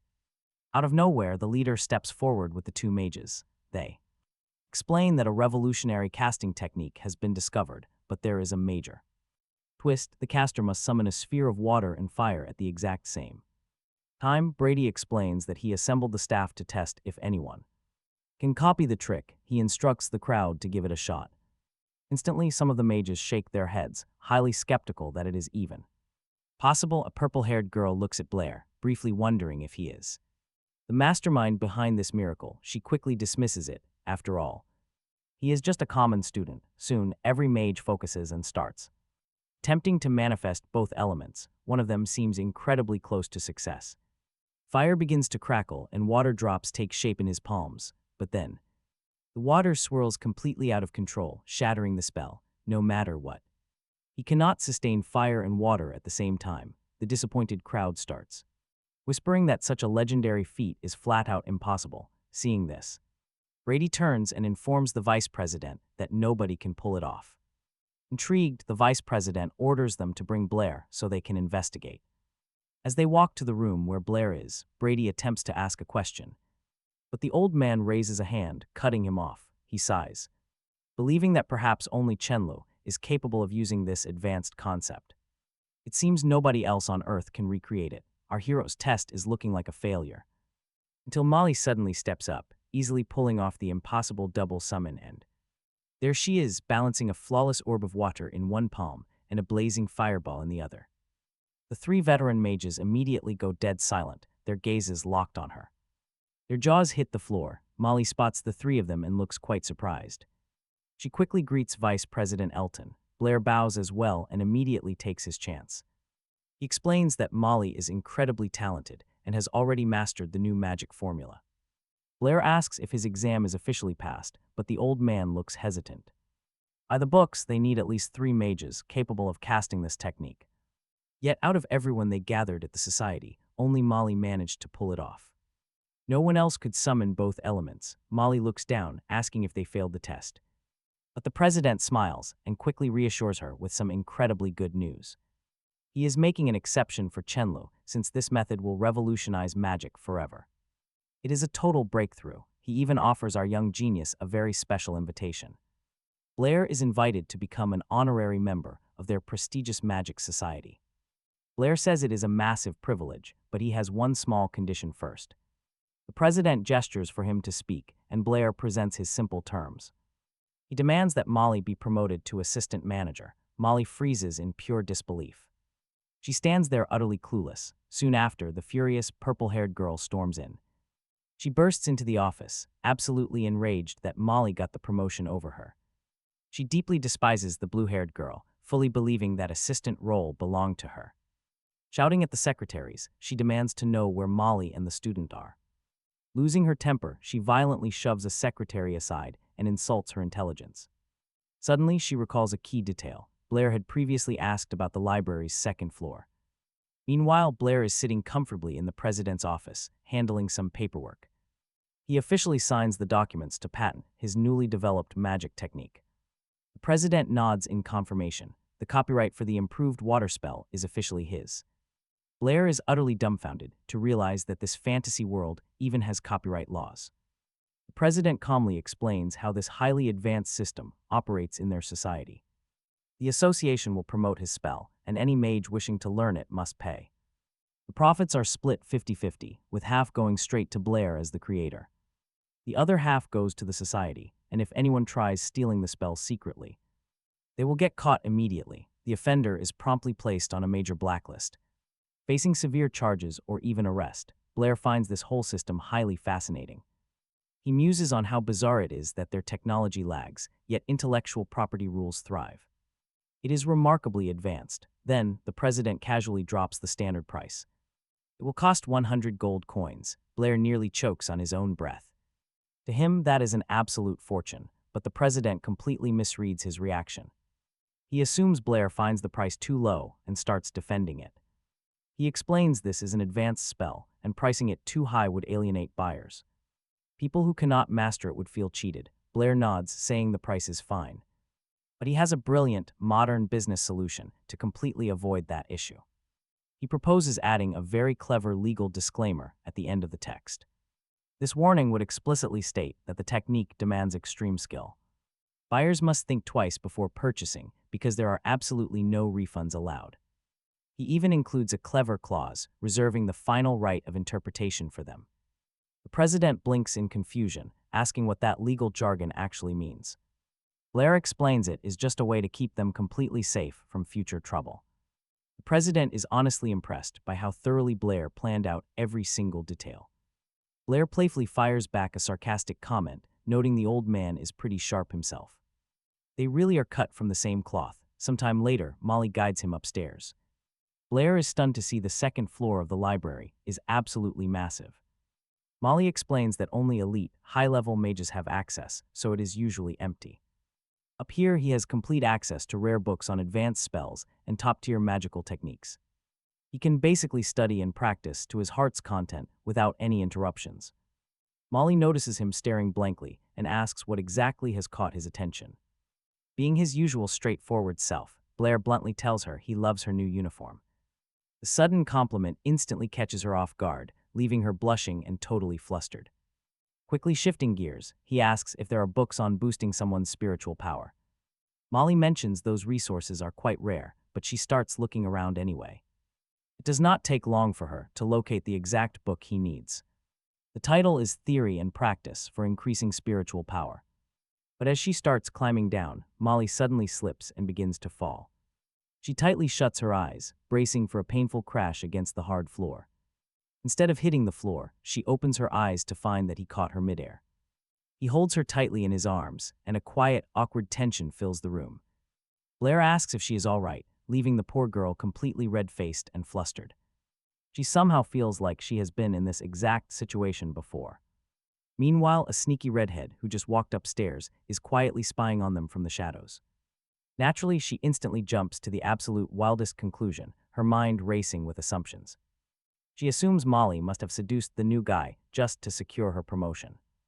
Walking right up to Blair, she starts teasing him, calling him Chenluo. He snaps right back, clearly annoyed by her sudden and irritating presence. She congratulates him on passing his exam, putting on her most seductive voice. Striking a highly provocative pose, she whispers that she is willing to do anything. But Blair remains completely unimpressed and simply tells her to get lost. Her little seduction act completely bombs, leaving her in total shock and disbelief. She cannot believe her cheap tricks failed so miserably against someone like him. Realizing he might have been a bit too harsh, Blair offers a quick, insincere apology. Then he tells her she should leave because these books are too complex for her. The redhead quickly apologizes for her earlier rudeness, desperately trying to save face. She warns him to ignore Molly, claiming the girl constantly talks trash about others. Blair realizes Molly has not said a single bad word about anyone. Since this newcomer is the one spreading rumors, she is clearly the real snake here. To get rid of her, he threatens to summon President Elton immediately if she stays. Fearing the president, the girl quickly takes the hint and scrambles away. Finally, with the library quiet again, Blair can focus entirely on his studies. Any mage knows that spiritual capacity is dictated entirely by raw talent. The more talented you are, the faster you level up your magic power. They either spend hours in deep meditation or constantly cast spells to build strength. However, the author of this particular book uncovered a completely different approach. Learning a new spell normally drains a mage's spiritual reserves entirely. After a good rest, his mana doesn't just return, its maximum capacity gets a major boost. The logic is pretty simple. Blair needs to completely drain his reserves. He must exhaust his magic and let it recover over and over again. Doing this will make him way stronger, completely breaking past his limits. Blair is super hyped about this and decides to test out the technique today. This is his shot at becoming a true mage, so he won't waste a single second.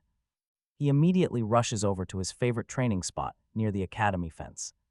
But out of nowhere, a weird thought pops up and stops him in his tracks. He gets a nagging feeling that he forgot something incredibly important.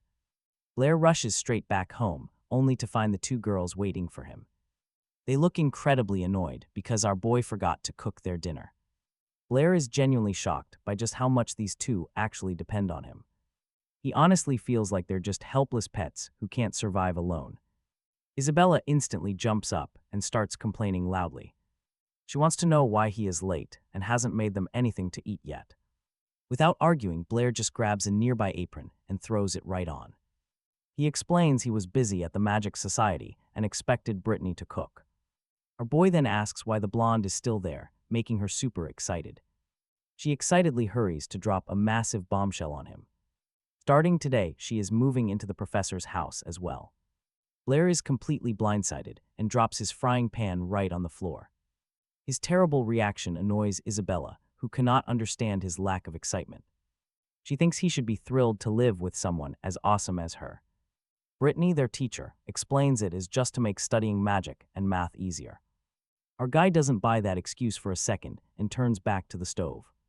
He grumbles nervously under his breath, which Isabella immediately notices. She catches him talking to himself and instantly starts threatening him.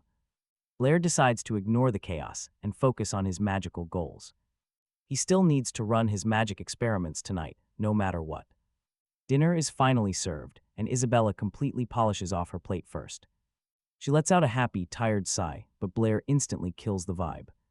He bluntly tells her that she is on dish duty tonight. Later on, Blair casually strolls straight into the bathroom without even thinking.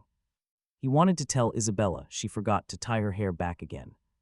Unfortunately, he catches both girls changing and sees way more than he should. Blair turns bright red, and his only reward is a flying slipper to the face. Night falls and everyone finally heads off to get ready for bed.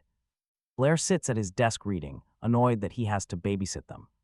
He is tired of acting like a parent and wants to focus on training. He abruptly slams his desk and stands up, done with wasting time. He was planning to master a brand new magic technique tonight instead. Looking closely at his spellbook, he decides to learn the Firebird technique. The scroll describes it in full detail, but then there is a sudden knock.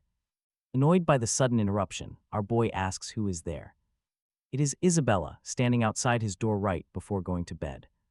To ask something, Blair holds back his irritation and tells her to come in. She says she was worried she'd thrown her slipper at his face in the heat of the moment and wanted to check on him, but Blair figures out this is just an excuse. She wants to talk about something else, so he asks her straight up what is really on her mind. Flustered, Isabella admits she couldn't sleep and asks what his plans are for the future. Blair looks completely surprised, not quite understanding her question. Isabella explains that she only has 1 year of school left while he has 2, and she is curious about his plans after graduation. He admits he has not even thought about it yet, and that he will probably just stay at the academy working as a teaching assistant. Unable to control her emotions, Isabella rushes over and grabs his arm with both hands. The blonde, in an almost begging voice, asks if he wants to go to the capital after graduating from the Magic Institute. Her eyes are sparkling, as she promises her father can help Blair get in so they can study together. Isabella secretly hopes he would cook for her every day because she feels so safe around him. Blair gets completely flustered with the girl being so close, stammering that more studying is just a waste of time. Right now he just wants to stay and study magic. Isabella gets anxious and wonders if he can truly learn magic properly just by staying at the academy. Blair explains that they have Professor Brittany here and her Incredible talent and knowledge are more than enough to guide him. Isabella gets all embarrassed hearing the teacher's name, instantly seeing her as a romantic rival. That is when her tone shifts, accusing Blair of just wanting to stay here to be close to Brittany, not her. She does not even wait for his answer and immediately starts putting pressure on him. Right then, exact moment the teacher walks in to see what all the noise is about, Brittany enters the room asking why they are not in bed yet. Suddenly, she seems to wake up completely. Her eyes go wide as she spots the young girl and Blair sitting there in that highly suspicious position. Night passes and morning arrives. Brittany prepares breakfast for everyone and they all sit down to eat peacefully. Blair thinks back to the night before, when he tried to drain his magic reserves by practicing new spells. This morning, he feels his overall power has grown, meaning his crazy training method actually works. Suddenly, his train of thought is broken by the teacher. Starts teasing them, saying it is way too early to be doing what she saw in his bedroom. Blair quickly rushes to explain himself, clarifying that they were only discussing future plans for after graduation, and she got it all wrong. Brittany does not argue and apologizes for her wild assumption, but right then Isabella slams her teacup down hard on the table. She is absolutely furious about this whole conversation, her face locked in a heavy scowl. Abruptly changing the subject, she mutters irritably that she has class and must leave. The teacher, not wanting to escalate things, simply nods in agreement. Then, as Isabella gets up from the table, she storms past Blair and purposefully elbows him right in the face. Brittany is completely confused and asks if Blair got into a fight with Isabella yesterday, but he quickly denies it. After that, the professor shifts the subject, asking if he has some free time this morning. She asks him to deliver an article about the devil's number to the Mathematics Society. Blair agrees, and on his way, he marvels at Brittany's sheer mathematical genius. He barely gave her any guidance, yet she completed all the research entirely on her own. Soon he arrives at a rather run-down brick building and wonders if he has the wrong address. I mean, the whole place looks totally abandoned. Inside, things are not any better. The place is a chaotic mess, with people running around and stacks of paper littering the floor. A mustachioed clerk at the counter tells him that if he is dropping off a manuscript, he should just leave it on the shelf, but if he wants a reward, he must speak with the manager. When Blair explains he is just dropping off a paper, the clerk gives him an incredibly strange look. He suddenly recognizes the young man and freezes in place, racking his brain to recall Blair's actual name. He finally remembers and shouts it out loud, instantly shocking our hero with his sudden fame. A secretary standing nearby chimes in, saying she recognized him from the big seminar. Suddenly, a massive crowd swarms him, demanding autographs and throwing endless questions. Overwhelmed by the unexpected chaos, Blair desperately tries to make a quick escape, insisting he only arrived to deliver a fresh research paper written by his master. But as he heads toward the door, the secretary mentions he can claim his reward. Hearing the word reward, Blair spins around instantly, his eyes completely lighting up, and eagerly asks what kind of reward she is talking about. The mustachioed clerk actually apologizes, sheepishly admitting he assumed Blair only came for the money. Attempting to maintain a dignified look, Blair asks once more about this reward. The clerk is genuinely stunned that Blair has no idea, explaining the society hands out heavy gold rewards to anyone capable of solving highly complex mathematical equations, and the harder the challenge, the larger the payout becomes.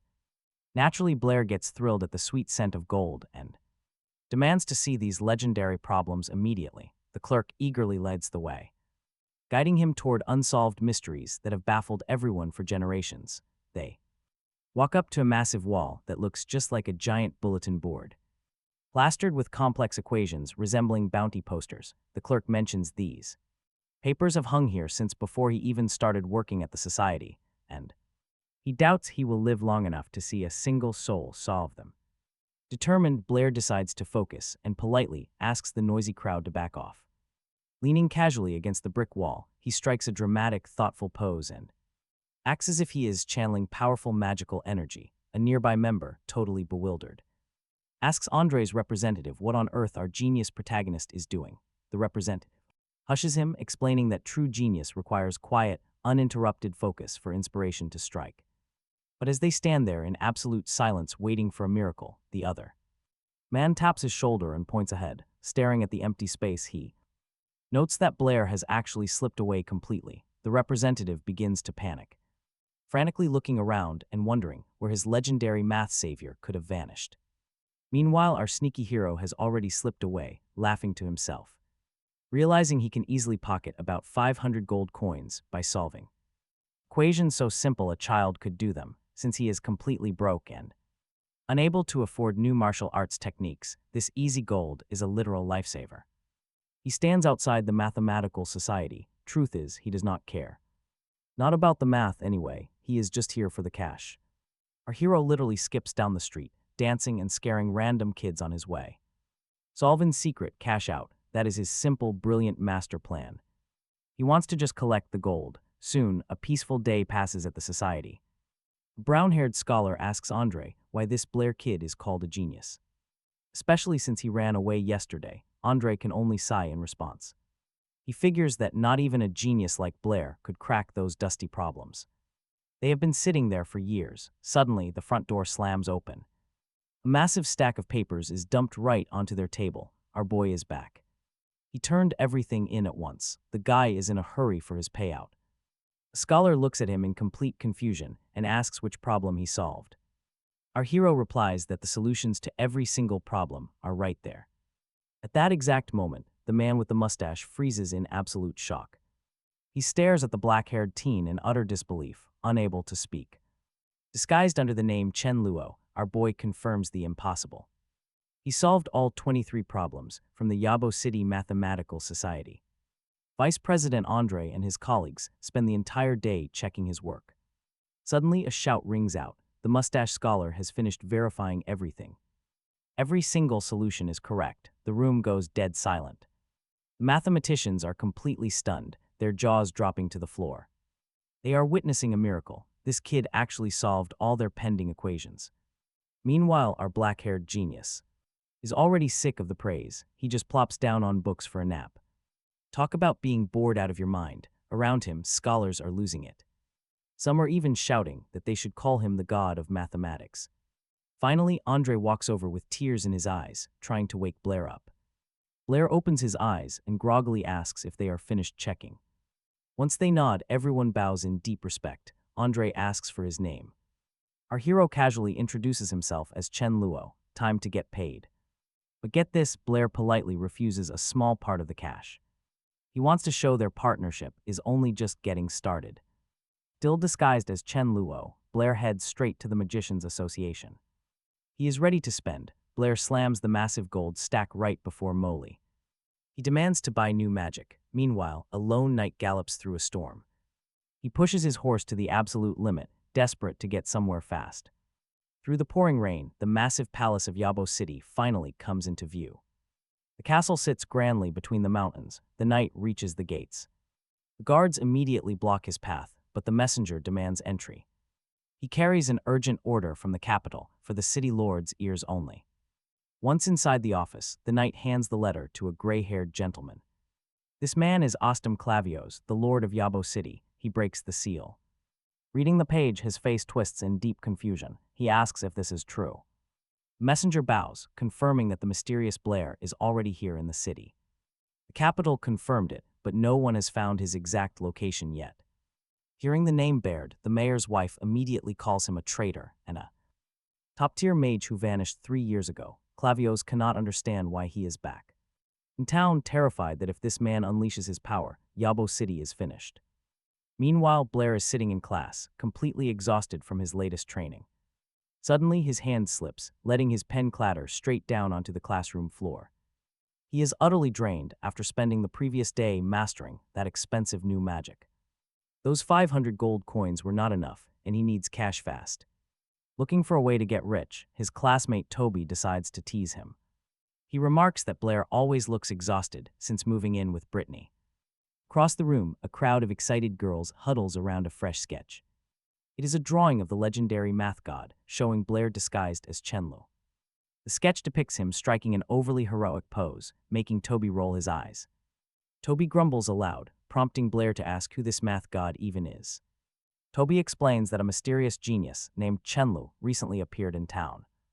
This stranger solved 23 of the hardest problems from the prestigious Mathematics Society.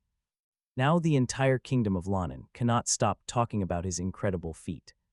Blair secretly loves the fame, but hates that his fake identity became a deity. Toby guesses that anyone this good at calculations must be an old man. Surely it cannot be some young student, he says, quickly changing the subject. He asks Blair who his partner will be for the upcoming magic training. Confused, Blair wonders why Toby is not just teaming up with him instead. Toby admits his magic level is simply too low to join the exercise. He warns that older, more experienced second and third-year students are also participating. Hearing this makes Blair freeze, which honestly does not seem like a good sign. Night falls and the students gather as the magic instructors step forward. They announce that this outdoor practice is designed to sharpen their spellcasting skills. They want everyone to apply their knowledge, but emphasize one critical detail. While gaining practical experience is key, their personal safety must come first. Most threats in the nearby mountains have already been cleared out for them. Still, the young mages must remain cautious and stick to the safe zone. Everyone must form teams of 3 or 4 to survive a night in the wilderness. The goal is simple: camp out and return safely by noon tomorrow. The moment the briefing ends, Isabella and Alice immediately march over to Blair. Isabella pressures him to choose a partner, wanting him to pick her directly. To avoid drama, Blair suggests they all just team up together. Alice giggles, calling him sweet for wanting to keep all his friends close. She happily agrees, but Isabella looks incredibly annoyed by this turn of events. She was hoping for some rare alone time with Blair, and it shows. Alice asks if she is in, leaving the blonde with no real option.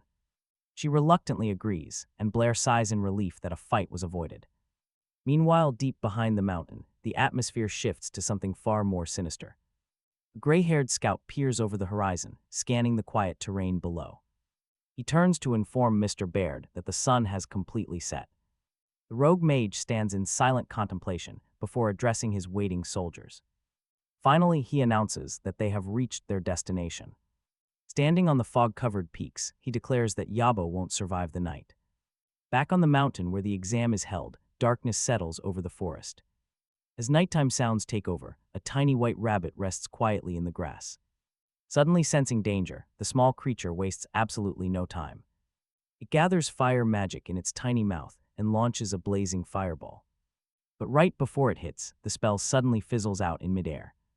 The one behind this is Isabella, who easily snuffed out the flame. She gets incredibly hyped about managing to control a wild beast's magic. Standing nearby, Blair quickly begins explaining the mechanics behind the trick. He notes that if the creature lost control, it wouldn't even move. Suddenly, our main character leaps in surprise as someone yanks his ear. It's Isabella, and she's determined to teach our boy a lesson. She scolds him, saying nobody should ever grab a rabbit by its ears. Snatching the animal, she cradles it gently against her chest to pet it. Then another hand grabs Blair's ear, though this time it's a gentle tug. The culprit is Alice, who leans in close to him with a giant grin. She teasingly asks if it hurts, and Blair quickly tries to change the subject. He asks if other animals can use magic too, and Alice confirms they can. She explains that across the continent, most living things carry elemental energy. But they are usually limited to one element and lack advanced control. For example, these rabbits only use fire and can't do much else. She adds that nobody really understands why, not even the Academy experts. In fact, Blair asked Professor Anthony that exact same question earlier. Speaking of whom, the professor is out in the woods, deep in thought. As he stares at a giant boulder, a mysterious figure slowly approaches him. Akel walks up and asks why he isn't patrolling the mountains. Anthony admits he's still obsessing over the weird question Blair asked. The vice president gets curious and demands to hear what it was. The professor explains that the boy noticed rabbits spit fire without incantations. He wanted to know why humans always need complex gestures to cast. Akel pauses, suddenly getting caught up in the riddle himself. He racks his brain, joining the professor in a deep intellectual spiral. Two grown master mages, completely paralyzed by a simple rabbit question. Akel finally snaps out of it and tells Anthony to move. He needs to protect the students, but Anthony is totally fixated. He complains that Akel didn't even try to answer the riddle. Annoyed, the vice president raises his voice and barks an order. Meanwhile, Blair's group has decided to set up camp by the fire. Isabella holds her chest area in a pretty suggestive way. She asks if our boy remembers what he felt before. She wants to know who has more, her or Alice. Blair is dying of embarrassment, but Alice suggests he touch hers again. Isabella loudly protests, declaring that her rabbit is definitely bigger. She demands he admit it, shoving the caught critter into his hands. But the terrified little animal refuses to stay on his arm and squiggles. The girl simply cannot hold onto the wildly thrashing little critter and just watches in surprise as it bolts off into the deep forest she sees. It running toward a hollow stump with only its tail sticking out. Getting closer, she realizes the creature has actually scurried deeper inside. Meanwhile, as Isabella tries to peer into the pitch-black hole, Alice quietly approaches her from behind. Suddenly, a strange sound echoes from the deep hole and the ground begins to violently shake. Blair and her friends know something terrible is coming. The earth beneath their feet suddenly cracks wide open and the massive gap begins to rapidly widen. Right beneath the girls, a sinkhole forms. Pulling them straight down, they crash into a bizarre room as thick dust rains down on them. Then Isabella, rising like a zombie crawling out of a grave, thrusts her hand out from the heavy dirt and drags herself free. She pulls her torso loose and then her entire body. Right after, she spots Alice and helps her up, brushing off the thick dust. Both of them stand there leaning on each other, trying to make sense of the chaos. They just plummeted about 26 feet and survived in one piece. Now they are staring up at the distant opening. Isabella tries to map out this strange space, noticing old wooden planks supporting the ceiling like a makeshift tunnel. But Alice, with zero regard for her own safety, collapses onto the freezing dirt, desperately fighting through the pain. As she weakly calls out for Blair, Isabella notices her friend is in terrible shape, fading fast, and tries to wake her. She places a finger under Alice's nose to check for breath, quickly panicking when she realizes the red-haired girl is barely drawing breath. With no time to waste, Isabella starts giving her mouth-to-mouth to save her dying companion. Thankfully it works and Alice suddenly gasps awake, bolting upright. She tries to clear her throat and frantically struggles for air, falling into a violent coughing fit. As her face turns bright red, but thankfully she is breathing again, Isabella is incredibly relieved to have saved her friend and asks if she is all right. Alice asks where they are and Isabella admits she has no clue, guessing they fell through a mountain hole into an old mine. Alice croaks out that she has never heard of any mines near the academy. Then Isabella points to a door nearby. After a quiet moment, Alice softly thanks Isabella for saving her life. But Isabella's reaction is surprisingly strange. She simply stares back with an incredibly puzzled expression. Alice asks what is wrong and why she is making that face, and Isabella admits she just never expected to hear a thank you from her. Meanwhile, back on the surface, everyone felt the tremors and began to panic. The worried students fear they will fail their exam since the quake scared off all the targets they were supposed to hunt. Luckily, Archie arrives to calm everyone down. Just then, Anthony rushes over with news that the entire student body is being evacuated immediately. He explains that the sudden shockwave caught everyone completely off guard. The instructors did what they could, but some students are still missing, and Professor Cook is checking the roster to see if anyone else is unaccounted for. Out of nowhere, the heavy thud of approaching hooves rattles the earth, an ominous noise closing in fast. Suddenly, a group of heavily armored riders burst onto the scene, telling everyone to clear the path. They draw closer. The students just stare, frozen. Completely baffled, Professor Anthony wonders what on earth these armed soldiers want. Archie stares, his heart sinks. The pieces are finally starting to connect. He realizes that massive earthquake was absolutely no accident. Meanwhile, deep inside the catacombs, the girls uncover a secret. Isabella pushes open a heavy stone door. The room inside is massive. Together, they step inside to investigate, immediately spotting something strange in the dark. A bizarre stone pillar stands before them, pulsing with an eerie purple glow. Strange glowing runes hover in the air around it. Isabella immediately steps forward. She reaches out, trying to decipher the floating text, but she is completely stumped. This magic script is far too complex for her to read. Unable to read it, she decides to touch the stone. Bad move. Suddenly, a violent beam of raw energy blasts straight out at her. The light engulfs Isabella, throwing her body 10 meters back across the floor. Alice rushes to help, but Isabella pushes herself back up immediately. She insists she is fine, sensing an incredibly dense spell on the column. Alice recognizes the setup, recalling old legends from her magic books. Ancient sorcerers apparently built a giant copper pillar carved with powerful runes. By routing magic through copper wires, they could generate an intense energy field. Isabella asks what this field actually does, but Alice can only guess. Maybe it was used for rapid healing, or perhaps to accelerate growth. Suddenly, a lethal hail of heavy metal arrows rains down on them. The projectiles drop from the ceiling, gathering terrifying speed as they fall. Luckily, the aim is off. The freezing arrows slam down nearby. Coated in thick ice, they impact only a few meters away from the girls. Looking up, they spot a figure leaning casually against the high stairs. A blond man stands there, spinning a massive arrow. He mocks their skills. He peers down from the high railing, a cold, calculating look in his eyes. Gripping her staff, Alice demands to know who this armored stranger is. He scoffs, replying that he should be the one asking the questions. With chilling confidence, he calmly informs them that they are about to die. The girls exchange a desperate look, scanning the room for an exit.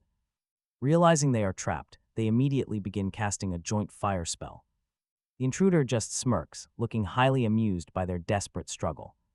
He remains completely motionless as a massive fireball hurtles straight toward him. Instantly, a solid shield of ice materializes, absorbing the entire impact. Absolutely nothing. He easily blocked their combined magic without even blinking. Their jaws drop. This guy is on a completely different level. In a flash, he leaps high over their heads and drops right behind them. A brutal kick sends Isabella crashing away, leaving Alice completely exposed. Alice tries to raise her guard, but she stands zero chance of reacting in time. He lunges forward, violently driving his massive spear into the stone wall. The weapon embeds right beside Alice's face as a terrifying warning.